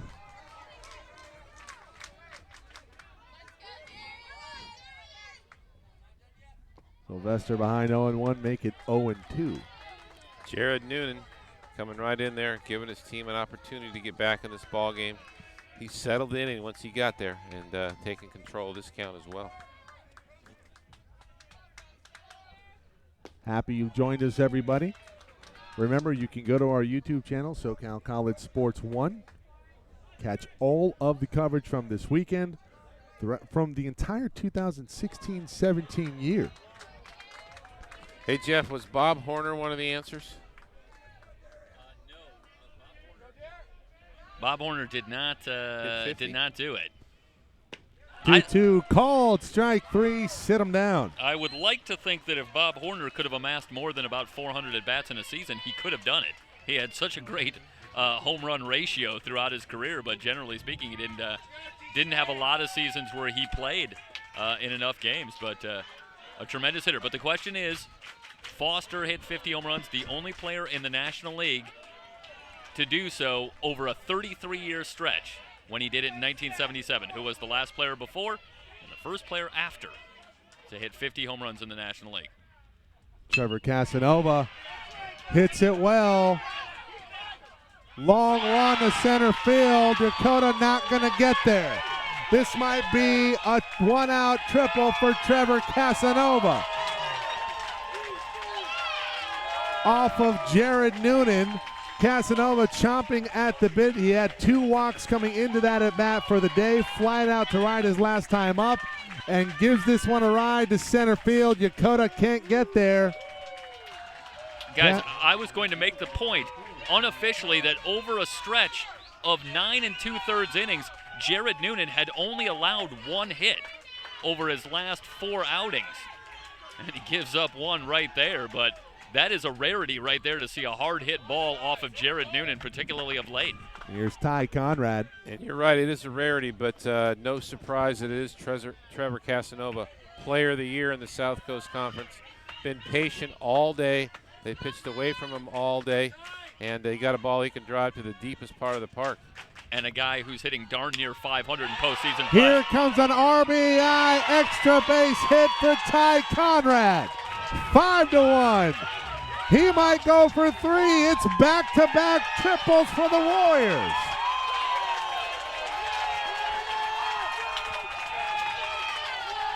Elko can smell championship Monday.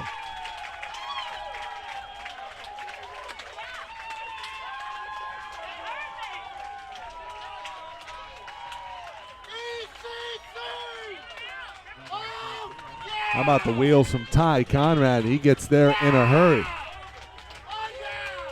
You know, we've been talking about the lack of stolen bases from El Camino and their approach offensively, but they've got 3 triples in the last 2 innings, so they've got some pretty good speed. Yeah, in the bottom of the 6th, the man who tripled, Brady Dorn, now at bat. Well, trips are in right now. Trip 3s. That's my favorite hand. 0-1 chop foul. 0-2. Well, Brady Dorn a little bit out in front of that. Now he's got to get back to that 2-strike plan. Put that ball through that 3-5 hole that's wide open. One hop it at the right fielder. 0-2, got him looking. Dorn knew it right off the bat. So Dorn now 2 for 4 today. Eastburn 2 for 3. 2 gone here, bottom of the 7th. The lead has swelled for Elko to 5-1. 5 runs on 8 hits, swing and a miss from Eastburn. Not the pitch he wanted in that count. Infield is back. Ready to round up the 3rd out of the inning here. Here comes the 0-1. Outside. Well, that's potentially a big strikeout for Noonan. Getting Dorn with Conrad at 3rd and 1 down keeps it at 5-1. That has Santa Rosa still within eyesight of getting back into this one down 4. Mathematically, that's 1 swing. You can get 4 back on one swing. I'm not sure about getting them back on this part, but Old Glory on Memorial Weekend is blowing out the dead central with a little bit of a brisk tail to it. Mother Nature doing her part. 1-2. That's low. 2-2. But if you're Noonan, you got to finish the job here. Can't lose focus and give up the hit to Eastburn. That would take away all the good work you did to Fan Dorn. 2-2. Just outside. Mallett trying to frame that up. Paul Cohen wasn't biting. Well, that ball was off the plate. Late break. Good approach. Eastburn has one of those good approaches. That one contacted over to short. That's a great play made by Kimura. Another good play by Matt Kimura, helping that defense shut down that inning. But the Warriors answer once again. One more across in the bottom of the 7th. We head to the 8th. 5-1. Elko looking to punch their ticket to tomorrow with a date with Grossmont.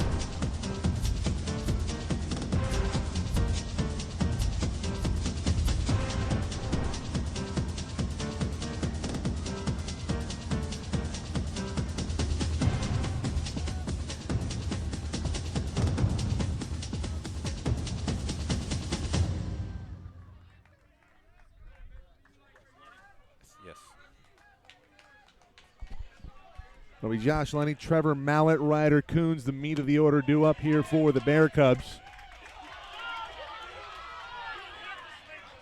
So the Bear Cubs are going to get a rally. This is a part of the lineup that they want to do it. They want to get it moving.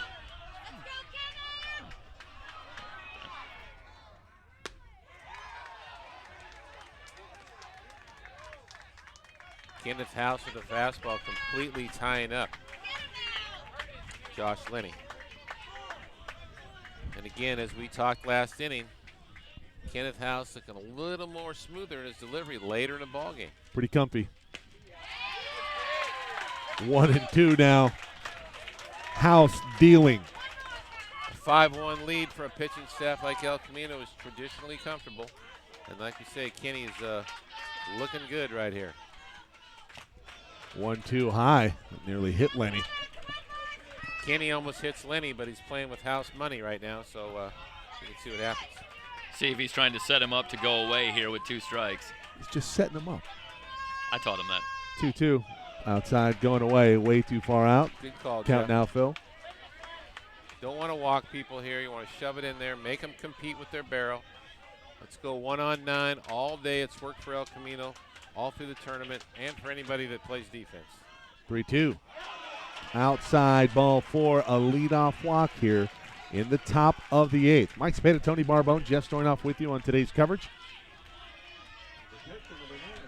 And again, El Camino has the luxury of a very strong closer in Jake Carr. He could come out a little bit earlier. Got to keep an eye on House's location and his ratio here. Walks could get you in trouble with the big boy on deck. Mallett, now your batter. 0 for 3 today, struck out back in the 3rd, flat out to right his last time up.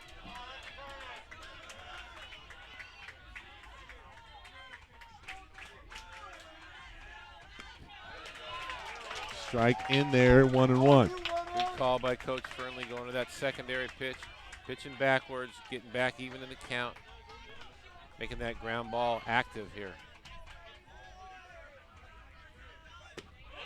That pitch in there, strike 2.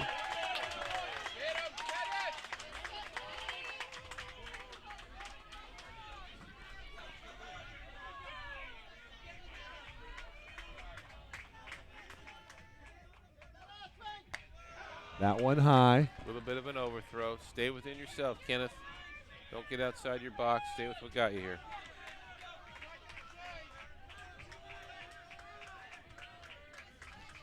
Here comes the 2-2. That hit him. They talked about the location. Got to keep an eye on it. Not what the Warriors wanted. I anticipate a trip here, but I could be wrong. That's a good job by Mallett there, leaning into that one. Sees it's a breaking ball and doesn't exactly break his neck getting out of the way. Instead, gets his way onto first base and 2 on with nobody out. And Bones, I think this is why coaches in that dugout there maybe start to have that receding hairline a little early. 4-run lead in the 8th, and you put the first 2 guys on. This guy can hurt you. That one gets away from Casanova. The runners are going to move up, so there goes your force play. A little bit of an oil leak here by Kenneth House. The double play ball just went to sleep. It did. It left the building. Left the doghouse, pitcher's best friend. Yep, he wanted House to have it in his house, but it's left his house. So House going to have to battle here behind the count 1-0. Well, you have 15 bombs on the year for Ryder Coons. First base open. Do you elect to maybe even think about walking him? Well, I think you got to compete. You got to, if you're going to stay with Ken House, you got to get his confidence back up. Very, very dangerous hitter, but he has struggled. Drama here in the top of the 8th inning. 2nd and 3rd, nobody out. Last inning, Elko able to swell their lead to 4. They lead it 5-1. Talk about moments. This is one of them. Moment of truth for Kenneth House and the Elko Warriors. A moment of truth for Santa Rosa, defending their state championship, trailing by 4 and running out of outs. They've got to make the most of it right here. Coons a part of that championship team a year ago. 3-0. In there, strike 1. It's the way to compete. I like that pitch again. And I got to tell you, Bones, we've seen an awful lot of breaking stuff from House this inning, and it's easy to look at things in retrospect. We might have liked to see him go right out there with the fastball, challenging hitters right from the start. That one over to second base. A little bit too much of a nibble. That should settle him a little bit. Trade the run for the out. Coons out at first. The run scores.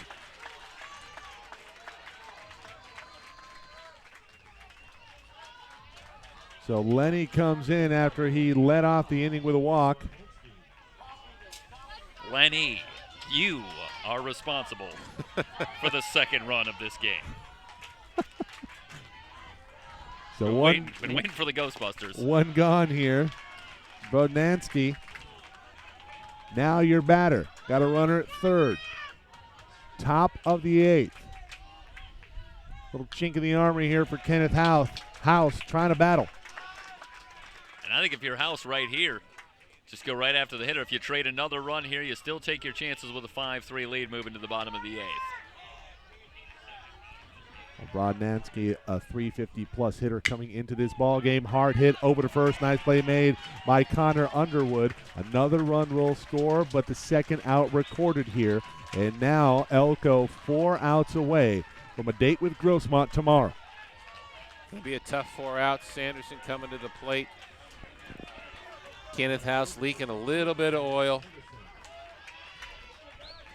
Can he get to the home driveway? We haven't seen Carr this weekend, and might we see him for the first time in the 9th? Here comes Ben Sanderson. I would not be surprised if we did. And but again, I'm seeing these young men from a distance. I don't see them every day. I don't know what's inside their chest. Coach Fernley knows what he's doing. He hasn't brought his team back here again if he didn't, so we'll have to trust his judgment. Been a composed competitor all year, and as a pitcher himself, knows how to handle pitchers. Sanderson, 7 hits on the weekend. That one gets away from Casanova. Casanova's still working to block balls with nobody on base in a 5-3 game. That tells you a little something about the character of Trevor Casanova. It'll look better when it gets darker. What's going on here, Bones?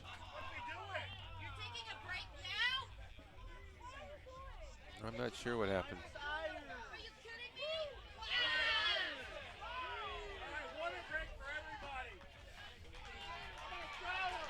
So the Elko side of it, a little upset about the water break there for Ben Sanderson. Been a hot day. Back-to-back games here for Santa Rosa. Here comes the 1-1.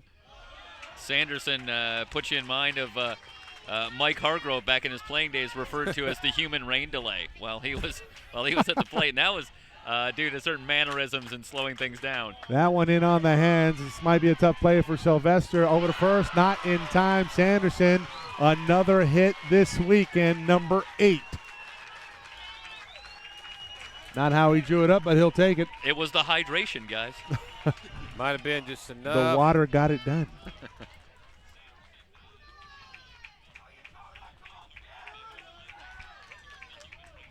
I can let him pitch the tying run here, maybe. And what's going on here, Tony?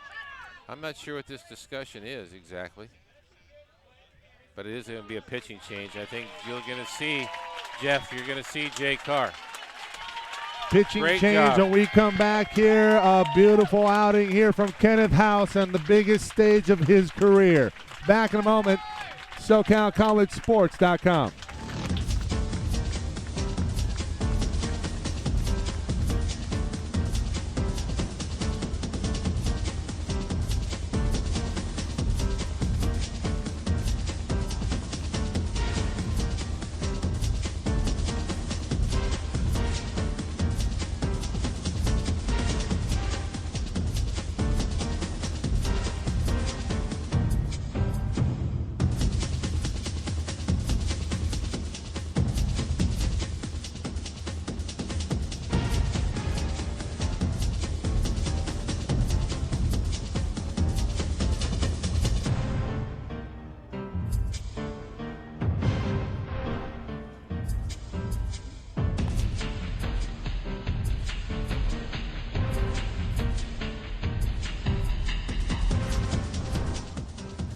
Fans, a reminder that today's game is being brought to you by the 3C2A. The California Community College Athletic Association sponsors 24 championships for more than 27,000 student athletes attending 108 colleges throughout the state. 3C2A, providing opportunities and fulfilling dreams. New pitcher here in the 8th inning for Elko, Jake Carr. Jay Carr has been the closer for the El Camino Warriors just about all year. Started as a shortstop, great arm strength. Can get some punch outs every now and then. He's also one of those guys that's a little bit effectively wild, but he's got velocity. I would say that Santa Rosa needs to stay off that fastball that's up that they've been chasing a little bit over the course of the weekend and force him down. Carr comes in. This is his 19th appearance. Comes in with a 2.66 ERA. He's 1-1 on the season. 23 2/3 innings pitched. 24 strikeouts. Only 5 walks. We talked about being wild effectively, and Carr comes in with a high octane fastball. He does. He does got a little. He got some unleaded in that right arm. Yeah, he's. Is he putting the premium in? He can every now and The then. He can step 91? it up. And that's the one that gets effectively wild and makes you make sure that you're keeping yourself in check from time to time. But type of fastball that can clear your sinuses. Here we go. tough strike zone here with Matty Kimura. Jake's going to have to come in and get the ball down, but he definitely has the ability to do so. Matt Yakota. Now the batter. Struck out his last time up. Got Sanderson at first. And Carr starts it off with a crisp fastball, 0-1. That's his strength. I can't see him diverting much from that. 0-1 high, 1-1. That's a good job by Yakota doing exactly what you just said, Bones. Laying off the high heat. Force him down. Make him get in an area that makes him a little bit effective. 1-1. That one tipped back. El Camino 4 outs away from a date with Grossmont tomorrow at 11 a.m. the ball is in the hands of their guy at the end of the ball game, Jake Carr. Looking to dethrone the defending state champion Santa Rosa College Bear Cubs. The 1-2, high and outside. It's 5-3. 2 runs across this inning.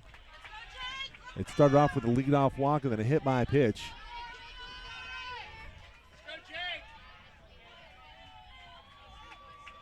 So important for Yokota to lay off the high fastball right now. Carr bound to be hyped up 2-2, struck him out swinging. Carr brings the gas. Down goes the Bear Cubs in the 8th. We're to the bottom half of the 8th inning, 5-3. You're watching SoCalCollegeSports.com's coverage of the 3C2A 2017 Baseball Championship here from Fresno.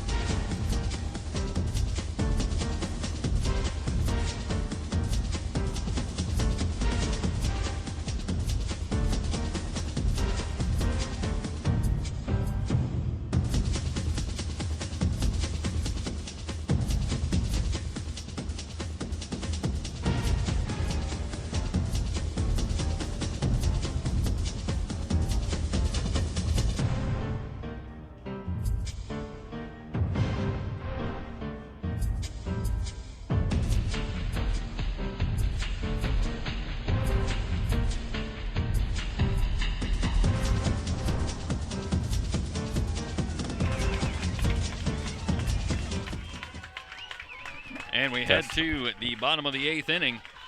It's tightened up somewhat, 5-3 after a 2-run top of the 8th for Santa Rosa.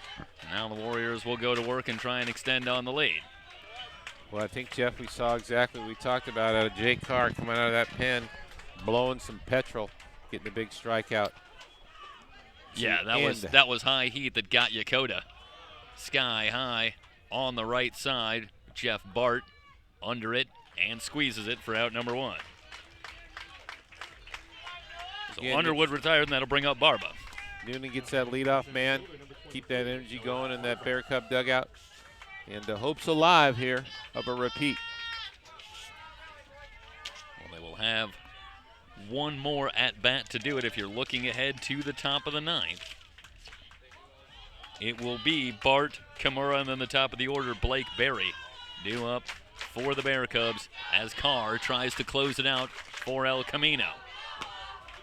But for now, we've got Noah Barba at the plate.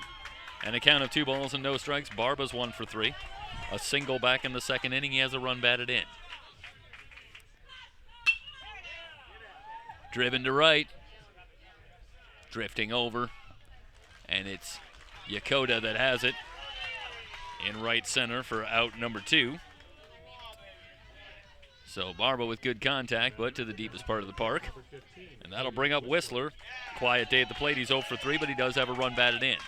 I'd like to see Whistler get a little deeper in the count here and not run Jake Carr. First pitch swinging, grounded to first. Sorry about that, Bones. Coons will take it himself. Never mind. Well, let's change our focus to the top of the 9th inning.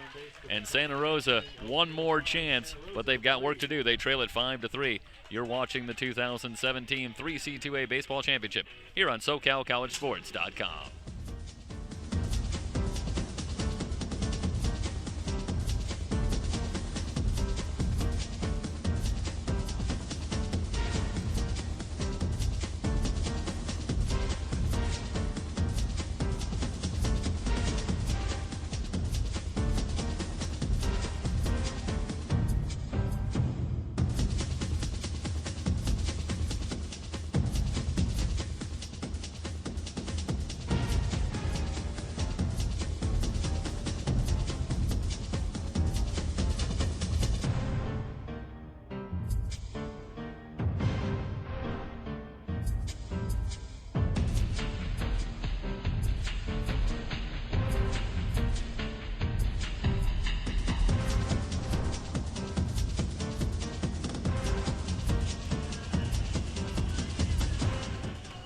All right, Bones, an answer to the trivia question here that we have in front of us. I will give you this clue. Every guy involved here, and there are 3 of them, has more than 500 career home runs. So we're talking about major home run hitters. I'm going to say that to give you something to chew on here as we got a half inning left after a long, fun day of baseball here from Bobulus Field. So we're talking about 76 and 78. Well, no, it was in a 33-year span. So one guy did it before, and that was in the 60s, and then the next time it didn't happen until the 90s. So we're talking about guys from those eras. Oh, okay. Meanwhile, it'll be Bart, Kimura, and Barry, and Carr trying to finish it off for El Camino.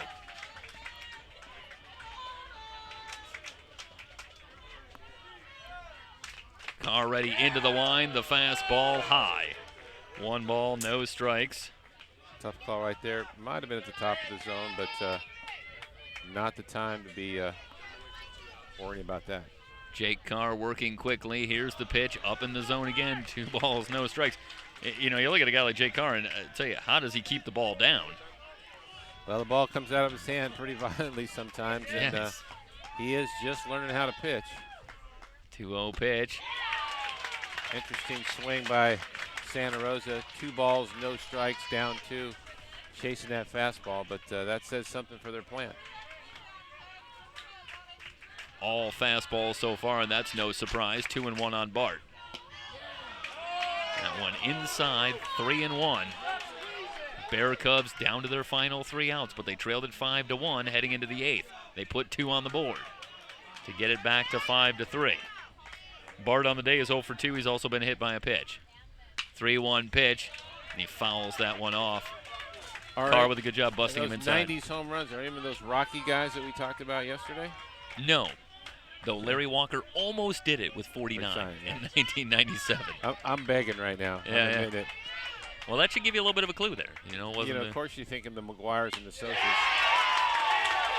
Bart down on strikes. Carr has fanned the 2 that he's faced so far. El Camino now 2 outs away. Well, it's funny that you would say Sosa and McGuire, because you are right, my friend. It was 1998 when they broke the drought, both going for 60-plus, as it turns out. So there you go. You got 2. Now the guy who did it before, also a prodigious home run hitter. This was back in the 60s. And that'll bring up Kimura. He's 0 for 3. Fastball high. National League West? Yes. Well, of course, at this time, there were no divisions yet, but it's a National League West team. So then I got to think outside the box and go like I'm a Covey or somebody like that. Why? Why so far outside the box? 2 balls and no strikes now on Kimura. Hey, You're in the right ballpark here. I'm 0 for, are we talking Mays, McCovey, Jim Ray Hart? Where are we? You're right. It's one of those 3. I'm 0 for weekend on trivia. But you're about to get this one. 2-0 on Kimura at the knees. Called strike 1. 2 balls and strike on Kimura. Yes, it's Willie Mays. I got to go back to my black and white TV with the aluminum foil rabbit ears. Willie Mays in 1965. Good job, Bones. I had to dig, but you led me there, Jeff. I can only take partial credit. 2 balls and 2 strikes. I was like the dog on the leash you take to the park. Of course, we'd be really impressed if you knew Mickey's last name from Rocky, but that's another story I entirely. thought his last name was Mick and his first name was Yo. Not Yo Mick? That's the popular colloquialism. Grounded through for a base hit on the right side. Kimura with a seeing eye single, and the tying run will come to the plate in the form of Blake Berry, who's 0 for 4 today. Got to make sure now the outfield does their job, keep the ball in front of them, stay on their feet, great communication. If you're going to leave your feet, that ball's got to be in your glove, and you got to get communication from your outfield neighbor. Berry with just 1 home run on the season, but he's got good gap power that we've seen this weekend so far. Tries to lay one down on the left side, and boy, he had Hunter Lewis very deep at third base. I think if he could have gotten one down there, he'd have gotten himself on base. Yeah, it's either fair or foul there. Fair, it's a hit. Foul, it's a strike. So good idea, good savvy. Bear Cubs digging. Not sure they can step in there against consistent 90-plus fastballs from Mr. Carr. Yeah, Barry has had a tough weekend, but he's hit the ball hard a couple of times, but right at people as well. Tries to hold up, but he went around. No balls and 2 strikes. And that looked to me like it's possible that he's got a good hard slider, but it might be a cut fastball that we're seeing as well. That looked like a little bit of a cutter coming in the back door. Surprise, Brett there. Excuse me, Blake Barry. 0-2 the count. Barry swings and fouls this one away.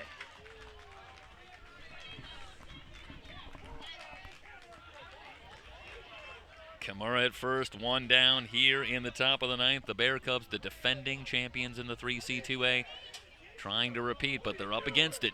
Looks like a balk was called. Meanwhile, El Camino trying to make it an all-South final, if they can. Looks like they called a balk on Jake Carr. Yep. So that's going to put Kimura at second base. The count still 0-2 on Barry.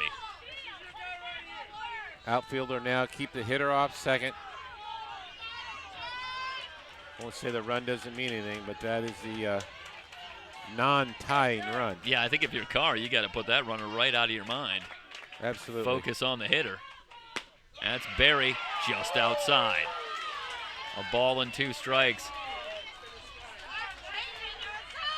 Interesting to see. That was a good hard fastball, little rise on it. Interesting to see if he goes back to the cutter. It looked like he fooled Barry earlier with that pitch. 1-2 the count. Line drive, base hit to right. Kimura has to hold at second to let it go through, so he'll advance to third. Runners at the corners, 1 out. And the drama building here in the 9th. The Bear Cubs won't go away. Big right now. Balk call is big. Took the double play out. Not sure what the defense would look like in that situation, but we're still a ground ball away. And there are the Bear Cub fans over on the right field side, and I think it's nervous energy all the way around. Bear Cubs know that they only have 2 outs left, but the El Camino faithful into it, and they're trying to rally their team to a victory here and a date on day 3. Line drive right field, another base hit. This one will go all the way to the wall. Keep an eye on Barry, rounding third. They'll send him home. No, they'll hold Barry at third on a double by Josh Lenny, his 3rd hit of the day. And the Bear Cubs now within 1 run, and they have the go-ahead run in scoring position with 1 out here in the 9th. Again, we've been talking all day about trying to take the ball the other way. El Camino took advantage of that right field line. Now Santa Rosa taking the same advantage of that right field where there just isn't anybody there. Great hitting plan. You know, last year we were here and we had an incredibly dramatic Game 5 between Cypress and Golden West that went back and forth and eventually went into extra innings before it was decided. Well, here I think Nate's settling down his group, letting them know that high percentage that the man at third is going to score. And kind of a so what, it is what it is right now, but we got to make sure the guy at second doesn't score. Keep playing baseball. Yeah, it has to be a little bit of a shell-shock meeting for the Warriors. They were completely in control through 7 innings, a 5-1 lead. They were getting their wraps in at the plate, and it really opened things up. But you have to give an awful lot of credit to this Santa Rosa ball club. Able to get out of the 7th inning, keep it at 5-1, and here they come. Well, fastball from Carr is a strike. Continues to magnify the fact that it takes 27 outs to get the other team in the dugout. Yep. And in this case, to get 27 outs to get the other team on the bus. No balls and 1 strike on Mallet. Ground ball to short. Sylvester will go to first to retire Mallet, but on the play, Barry comes home to score with the tying run. Meanwhile, Lenny alertly able to advance to third, so the go-ahead run 90 feet away with 2 down, and Ryder Coons will be the batter. How about this? Coons, who's had a rough weekend, 0 for 3, with a chance to erase all of that and be the hero here in Game 5 if he can deliver a base hit to give the Bear Cubs the lead. Carr ready. Here's the pitch. Fastball pumped in there for a strike. Well, again, ball game on the line, season on the line. You got your 4-hole guy, you got your closer. This is a great example of community college baseball. Coons is 0 for 3, does have a walk and a run batted in. Carr with a fastball, called high, a ball and a strike on Coons. This is Energy Galactica right here. Man alive. I mean, you just had to love where El Camino was after the 7th inning. It was hard to envision, but this is why they play it out. And the Bear Cubs have come storming back, 4 unanswered. They've tied it up at 5. Coons now with a 1-ball and 2-strike count. And you get a good look at Ryder Coons as he digs in. Carr, meanwhile, trying to get out of this 9th inning and give the Warriors a chance to get it back. That one tailing outside, 2 balls and 2 strikes, and that's a great job by Trevor Casanova behind the plate. So easy to forget that right now a ball that gets to the backstop is all it takes. Trevor Casanova, tough pitcher to handle. Jake's not easy to handle because he is, like I said, effectively wild from time to time. So look for the fastball here. 2-2 pitch for Coons. The Warrior crowd wanted it. They're not going to get it. I don't think we had the center field camera for that one for the replay to get a look at that pitch, but that was awfully close. See if we have it here. 3 balls and 2 strikes. The count either way on Coons. Okay, let's get back to the live action here. Here's the payoff to Coons. Outside, Coons works the walk. Second walk for Coons on the day. Lenny remains at third. He's the go-ahead run here in the top of the 9th, 2 down. Coons at first, and Cole Brodnansky with an opportunity to be the hero. Got first and third, 2 outs. I think you got to make sure that you maintain eye contact with the runner at third. I don't see the ball going through here from Trevor Casanova on a delay steal. Well, I got to tell you, Bones, we've had terrific baseball all weekend so far, and it's building to a dramatic crescendo here in Game 5. First pitch swinging, chopper to short. Sylvester on the second hop, over to second. That will retire the side. But not before the Bear Cubs come all the way back. 2 runs on 3 hits, no errors, 2 left on base. We're still playing baseball, bottom of the 9th. Coming up, El Camino and Santa Rosa tied at 5 on SoCalCollegeSports.com.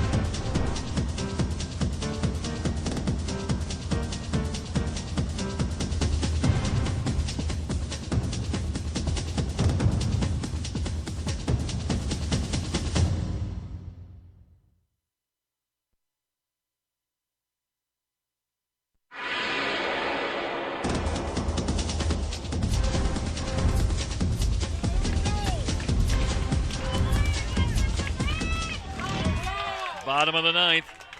The Warrior crowd getting into it. They have to rally El Camino one more time. Now it's tied at 5, and Noonan goes to work. Lewis swings at the first pitch, pops one to shallow center. Yakota under it for the first out.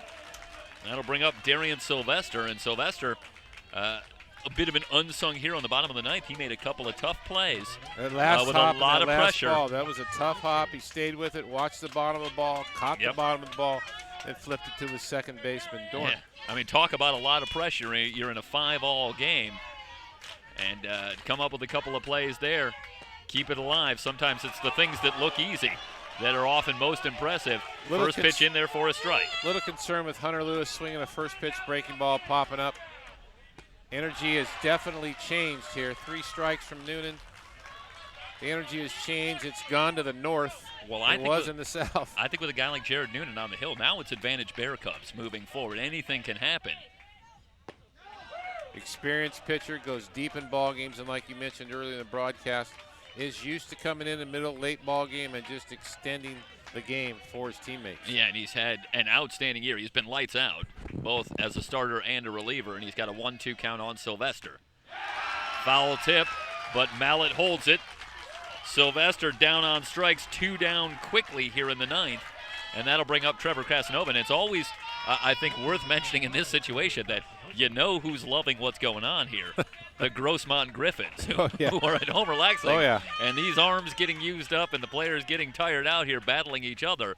And you have the feeling that that's perfectly all right with Grossmont and their fans. They're singing "Play On" in their hotel room right now. Play on. Balls and a strike on Casanova. There's a chorus line in the lobby. He's 1 for 2 with a couple of walks. Had a triple his last time up. Casanova, for his part, 8 home runs, leads the Warriors, so he's got the power to take it downtown here. But he's down, no balls and 2 strikes. Jared Noonan up on the bump. He's ready. Here's the pitch. Just outside. Well, they've been pounding Trevor away. He's got the ability to turn on the ball. Old Glory's gotten a little bit still. Wind might not be a factor here, but you don't want to miss up to this young man who's got a barrel. Noonan ready. 1-2 pitch. That one hooked foul.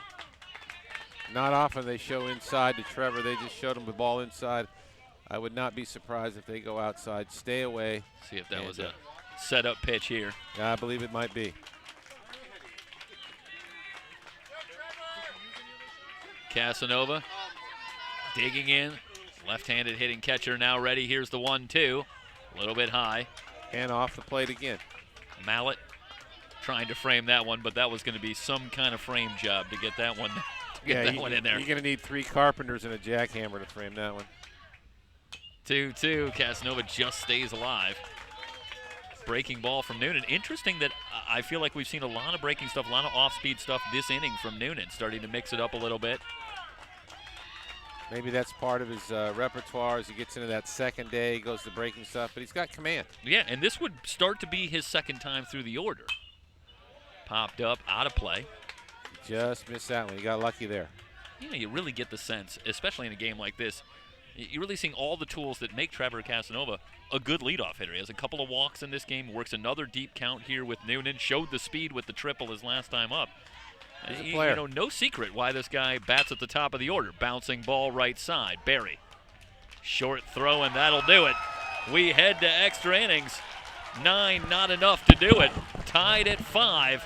Santa Rosa and El Camino battling for a spot in the finals. It's the 2017 CCCAA Baseball Championship.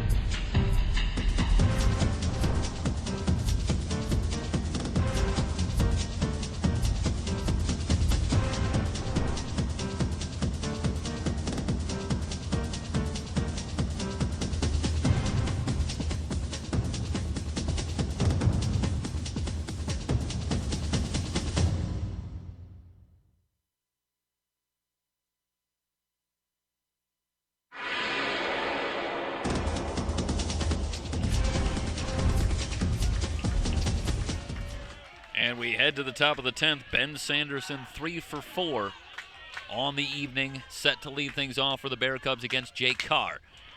Lined into right field, a base hit again for Sanderson. It's a 4-hit game here in Game 5. Ben Sanderson up to 9 hits on the weekend. Far and away the leader among the 4 teams, and Sanderson just continues to tattoo the ball. So the base hit. It's the leadoff man aboard for the Bear Cubs. That'll bring up Matt Yokota. He's 0 for 4. Move into the batter's box here, see if he can maybe move over Sanderson. Sanderson with a short lead at first, held on by by Eastwood.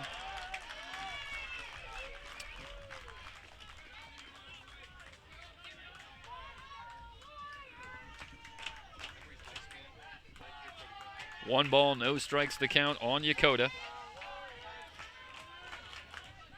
Yokota was the first batter that Carr faced when he came in, so Carr works into his second time through the order. Good fastball, a ball and a strike on Yokota. Yokota thinking about the sacrifice. Appearing in his 36th game on the season. Starting his 19th game, came in batting .257. Tries to bunt this one and it's foul, so now a ball and 2 strikes. We'll have to see if they elect to keep the bunt on with Yokota.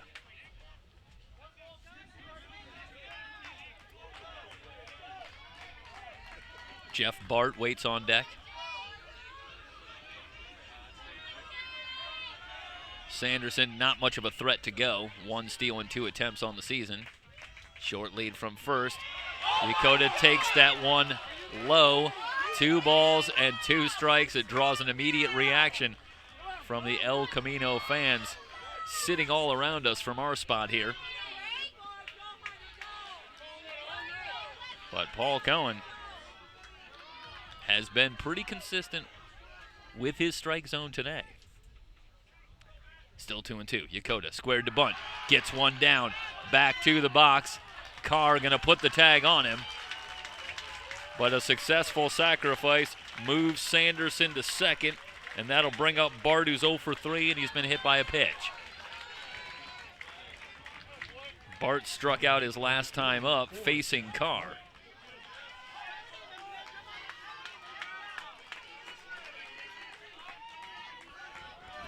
Tony Barbone back with us, and Bones a runner at second here with 1 down. Sacrifice works. Big play. Ability to get that bunt down. With 2 strikes. What a job by Yokota. Carr shoving it right back in there. Looked like a cutter again from Carr. This one in there for a strike. Getting a little OT here, huh, Jeff? Well, it's not a weekend here up at Fresno if we don't get a little extra inning baseball somewhere along the line. 1 game is going to go extras. A wave from Bart, and he just gets a piece. No balls and 2 strikes, and it looked like he was fooled by that pitch. Sanderson at second. Seems he's been on base since he pulled into town. I'll tell you. Fresno City College needs to think about recruiting this guy. Can you imagine him playing half of his games here? I think his room key is double. No balls, 2 strikes. The count on Bart. Here's the pitch. Fouled away. See these Santa Rosa hitters working towards that right side. Understand it, turning on that fastball from Jake Carr. A little tough. I can need to drive that ball, maybe Oppo, that 3-5 hole for that scoring run. I got the feeling that if Carr can get a fastball up in the zone, he might be able to get one past Bart here. Good little recognition up. 0-2 the count. Here's the pitch.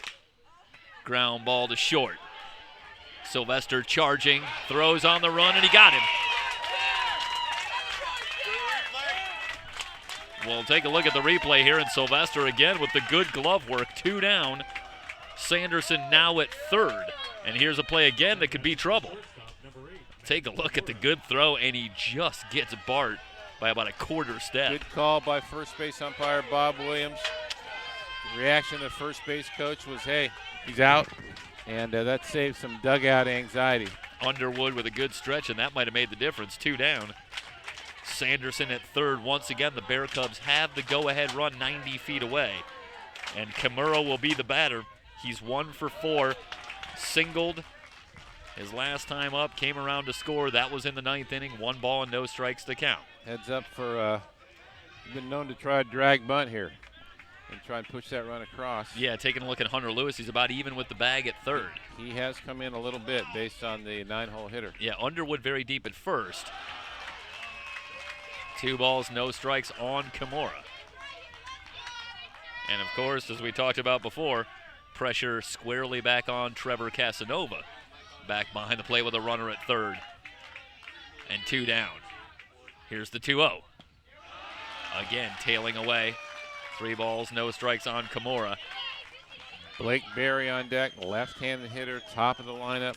Well, here's an interesting question, I think, strategically. Camino 3-0, you think most situations here, this is a no-brainer. I think that Camino takes a pitch, but the walk doesn't do you a whole lot of good here. Do you think maybe that Camino's got the green light to take a swing here? I wouldn't think so. Here's the 3-0. Looked like he was taken all the way, and it's ball 4 anyway. So Camino with the walk. Runners at the corners, 2 down. And that'll bring up Blake Berry. He singled and scored the tying run. That was in the 9th.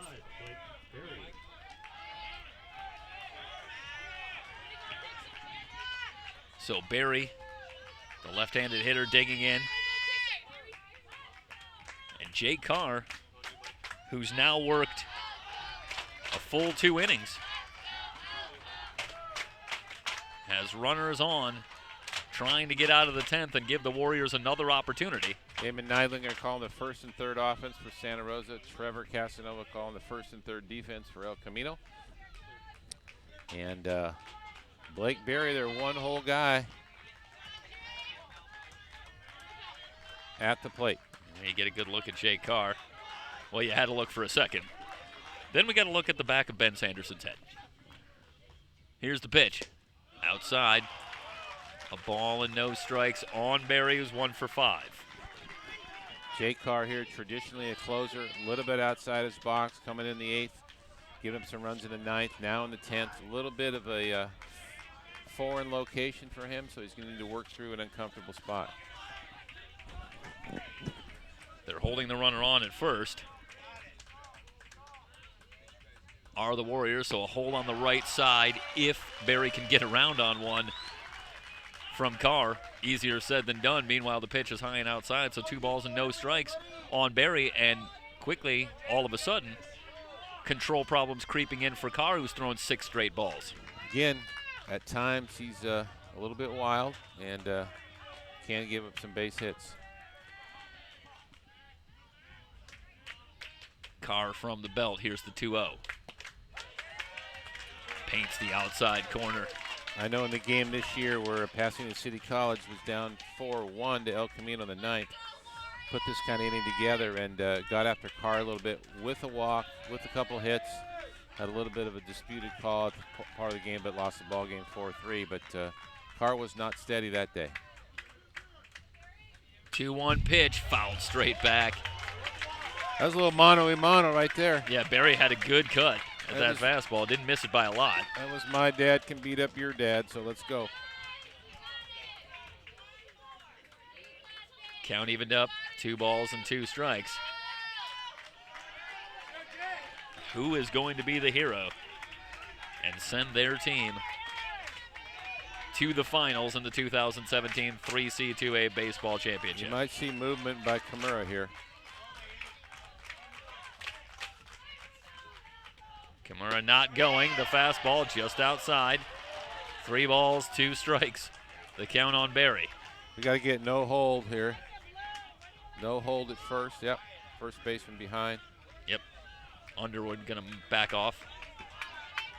He'll move behind Camino at first. But the big run has been Sanderson at third with 2 down. Payoff pitch to Berry. Foul back again, and I'll tell you, Berry's starting to get on that fastball. Those 2 good hacks in this at-bat, just missing. You almost wonder at a certain point, because Berry has almost swung out of his shoes at the last 2. If he's a little too on it, you know, a base hit will do it here. Well, might in terms of giving the Bear Cubs the lead. Important to say we're in the top of the 10th here, so El Camino's coming to bat. It's nervous time here in Fresno. I'm a little nervous. Of course, you should be. Here's the 3-2. Barry tried to hold up. They're going to appeal down. He did not go around.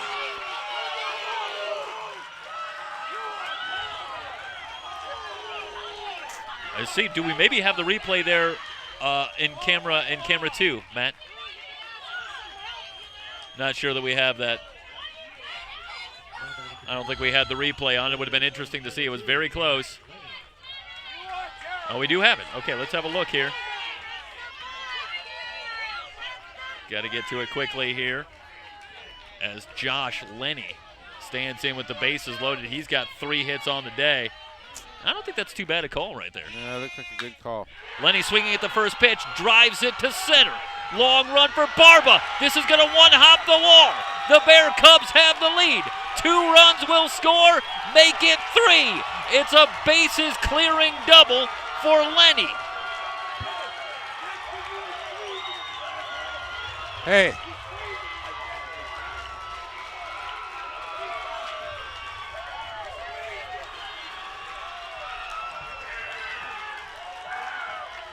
Well, Lenny has been crushing the ball all day.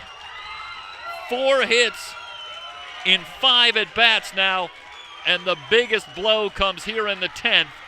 A 3-run double.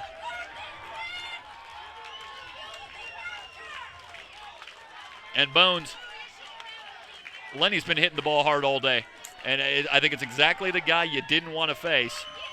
He cheated on a fastball. Yeah, it was in the middle of the plate. He turned on it. He got it pretty good. Give the Bear Cubs the lead. But as we have seen all day, it, quote unquote, it's not over till it's over. And you have to feel for this Warrior Ball Club out there. It's so very close, and it's important. It's not over. We're in the top of the 10th. But, you know, you go back to a 5-1 lead after 7 innings, and they had it rolling. And, you know, but in a situation like this, I think it's important to give the credit. It's Santa Rosa that has strung together a lot of good at-bats. They're a championship team, literally, defending their championship here this weekend from last season, and they wouldn't go away. And now they have the 8-5 lead. Well, if you look at from the 8th inning on, there's some very crooked numbers up there. Very crooked numbers. Meanwhile, we have a new pitcher. Matt, can we go to camera 1? Thank you. The new pitcher for El Camino, Trevor Talpas. And he will come in and try and finish this one off. And, you know, I think it's worth mentioning here without getting into specifics, but we're sitting near the El Camino fans. We have a couple on the chat as well. They're not happy with what's going on here, but you know, what is your take on what you've seen here from the umpiring? Because there's a little bit of complaint about how it's called, but I think Paul Cohen's been pretty consistent. I don't think he missed. Well, in Paul's defense, he defaulted to the base umpire in a check swing, which you should do. Yep. That's the right way to do it. Base umpire locked in, did not make the call, did not think he went around. And after we checked the replay, it looked like Bill made the right call out there, that the batter did hold up.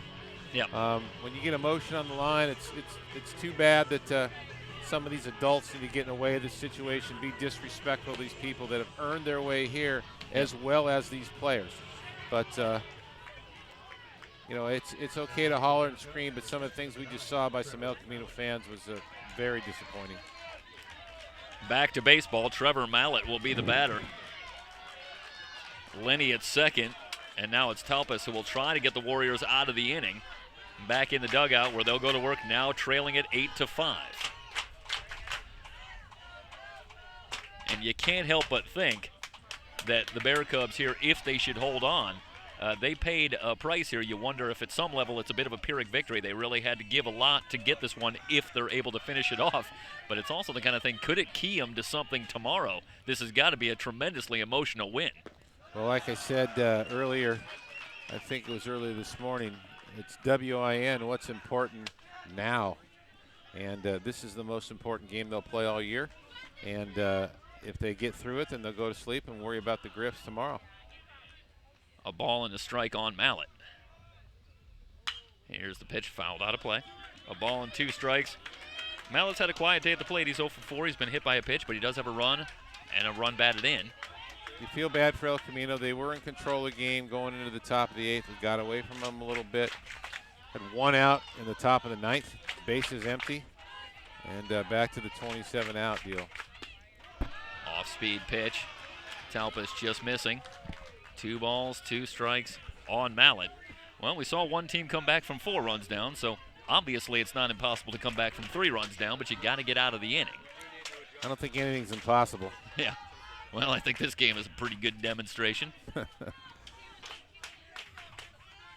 Just each team just punching back, punching back, punching back. So Talpas with a look at second. Now comes home, bounces one in. Casanova on the stop. And it's 3-2. Now on Mallett.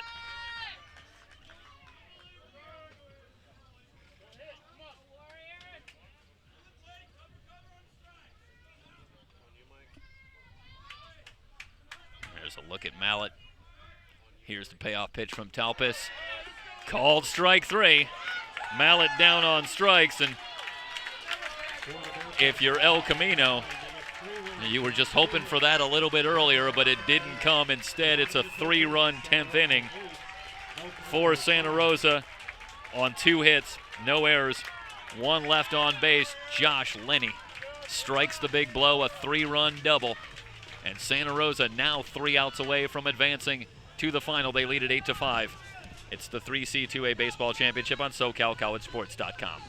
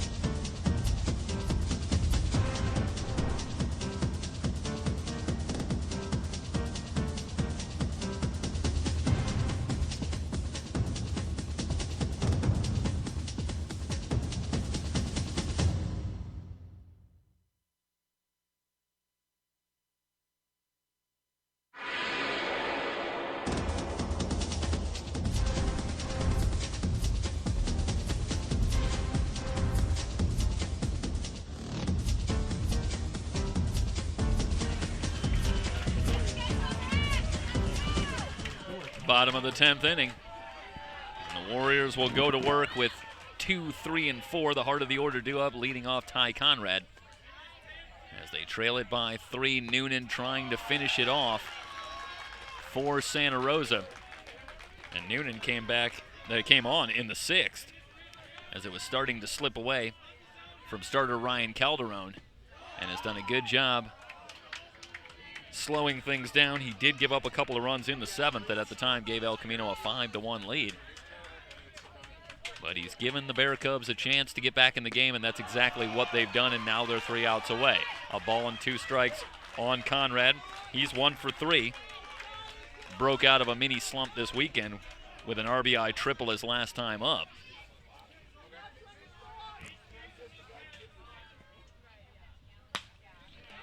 Fly ball, right center, long run for Bart, lays out, and makes the catch indeed. Yes, he does. Couldn't tell if maybe he lost the handle on the way up, but Bart makes the catch in right center. Big play at a big time. In a big situation on a big stage. Yeah, that would have helped if you're El Camino to get that leadoff man aboard.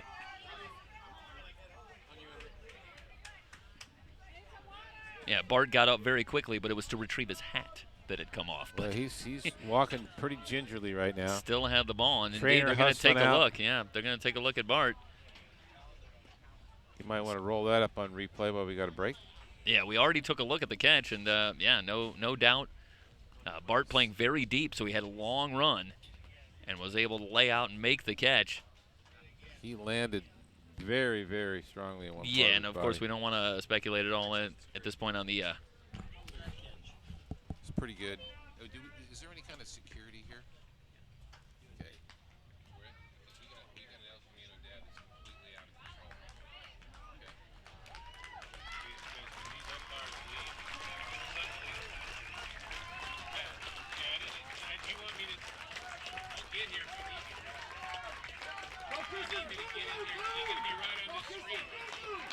So one down, and Bart going to remain in the game after the terrific catch in right center to retire Conrad, and that'll bring up Dorn. Dorn's had a big day at the plate, 2 for 4, a double and a triple. A couple of runs scored and a run batted in. Noonan's first pitch in there for a strike. Jared Noonan, who went 3 scoreless innings in the victory over El Camino in Game 1, back on here with a chance to get what would have to be considered an improbable win here in Game 5. Well, Noonan stepping right in there, 0-2, making El Camino swing the bat, which is what you need to do in this situation. You'll take your chances and force them to put the ball in play, and you got guys like Bart out there helping you out. The 0-2. Dorn just getting a piece. Good job staying alive, Brady Dorn. You're still alive if you're here. Ryan Eastburn waits on deck. Noonan trying to close it out. Lifted to right, another long run for Bart. He's not going to get to this one. This will roll to the track. Bart tracks it down. Third extra base hit of the game for Brady Dorn. Pinch hitter. Well, what do you think, Bones? You ready to stick around for longer here if El Camino gets something going? I'm having a great time with you. You know, a lot of good baseball here. And why not? We're here. All right. Angel Mora will be the pinch hitter. Mora missed a lot of time, hadn't played since April 27th, but had a pinch hit appearance in Game 1. I believe he lined out, if memory serves. But Mora working his way back in. He had been a regular starter for this team for much of the season. And it's actually Connor Underwood who took over for Mora for the most part and had just a torrid run through the postseason. And Mora available for pinch hitting duty. First pitch in there for a strike, and you can imagine that every called strike is bringing a reaction from the El Camino crowd, but Mora has to work through all that and focus on baseball. No balls and a strike that count. Ball looked a little bit up. Good discipline by Mr. Mora. Coming off the bench, but he's an experienced player. Played, 3/4 of the season. Knows what he's doing.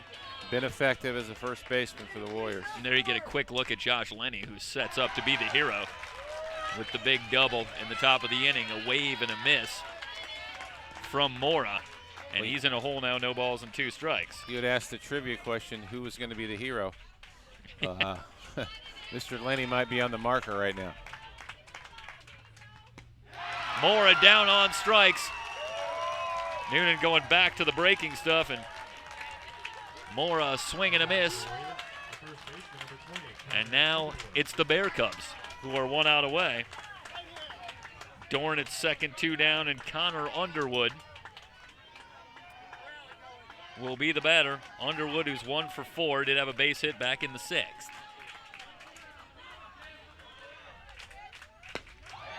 Good fastball from Noonan in there for a strike. He competes in the zone,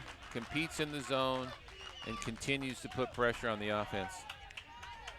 Yeah, Noonan's set to go 5 innings here for the win. Foul tip. No balls, 2 strikes quickly on Underwood. That's 5 straight strikes from Noonan. Noonan had set down 9 in a row before that Dorn double, but he's gone right back to work, fanning Mora, and now he's 1 strike away. A little low. A ball and 2 strikes. Meanwhile, Dorn takes third. I don't know if they call that a stolen base or defensive indifference. No throw coming. Either way, Dorn at third now. 2 down. 1 and 2 the count on Underwood. Just outside. Good job by Connor Underwood. He down to the last strike of the season for the Warriors. Good poise, not chasing that pitch. And Noonan nibbling, forcing them to make a play. 2-2 on Underwood. Here's the pitch from Noonan. One hopper towards short. Nice play by Kimura to come up with it. And he gets Underwood at first. The Bear Cubs are moving on to day 3 with a dramatic 8-5 victory. They come storming back, and they will get another crack at Grossmont tomorrow at 11 o'clock. We'll keep it here, wrap things up here from Bob Eulis Field. And Bones, we keep on saying it, but you have to say it again. I mean, how about the Bear Cubs? 7 runs in 3 innings, and 5-1 down, and a lot of clutch hits, finishing off with Lenny ripping that double off the wall, the bases clearing double. Classy act. Kept competing all the way through. Thank you. And you're talking about me there. Yes, I am, absolutely. But let's talk about the Bear Cubs. But character plus, disappointing loss for the Warriors. But playoff baseball is just exactly that. Someone's going to be very disappointed. These kids work so hard during the course of the year, on the field, off the field, in the classroom, in study hall. And whenever your season ends and the reality strikes you, knowing a little bit about the El Camino program and how close-knit they are and how family-oriented they are, your heart breaks for them a little bit, only because of the way they run their program and they run their business. So congratulations to Santa Rosa. Congratulations to El Camino in spite of the outcome. It's been a great season. Yeah, there's a sad irony to the situation, I think, for El Camino, that we had made the point in this broadcast that on 2 occasions they had come storming back from deficits in elimination games in the postseason, and then unfortunately for El Camino, the upper hand was on the other foot here today, and they had the 5-1 lead, and it was the Bear Cubs who came back to get the win. Just couldn't close them out like they wanted to do, and they had an opportunity to do so. It just didn't work out, and there's usually someone on the short end of the stick in just about every one of these difficult ball games.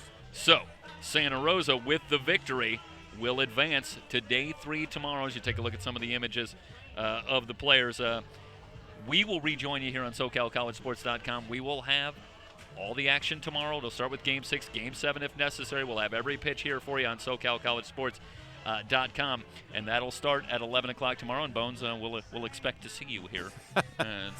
We no longer even hope to see you. Now it's we expect to see you. We got one more day here. Well, I'm looking forward to it. It's been a great experience for me. It's been an honor to represent the South Coast Conference in Pasadena City College and help you work towards a state championship here in Fresno City. And I appreciate that. I'm looking forward to working with you guys once again. A narrative developing here. We got a die-hard champion trying to hold on to the title. And Santa Rosa, they just won't go away. They're going to have to sweep 2 tomorrow, or will it be the upstart Grossmont Griffins from the winner's bracket need just 1 tomorrow? We'll have all the answers starting at 11 o'clock tomorrow.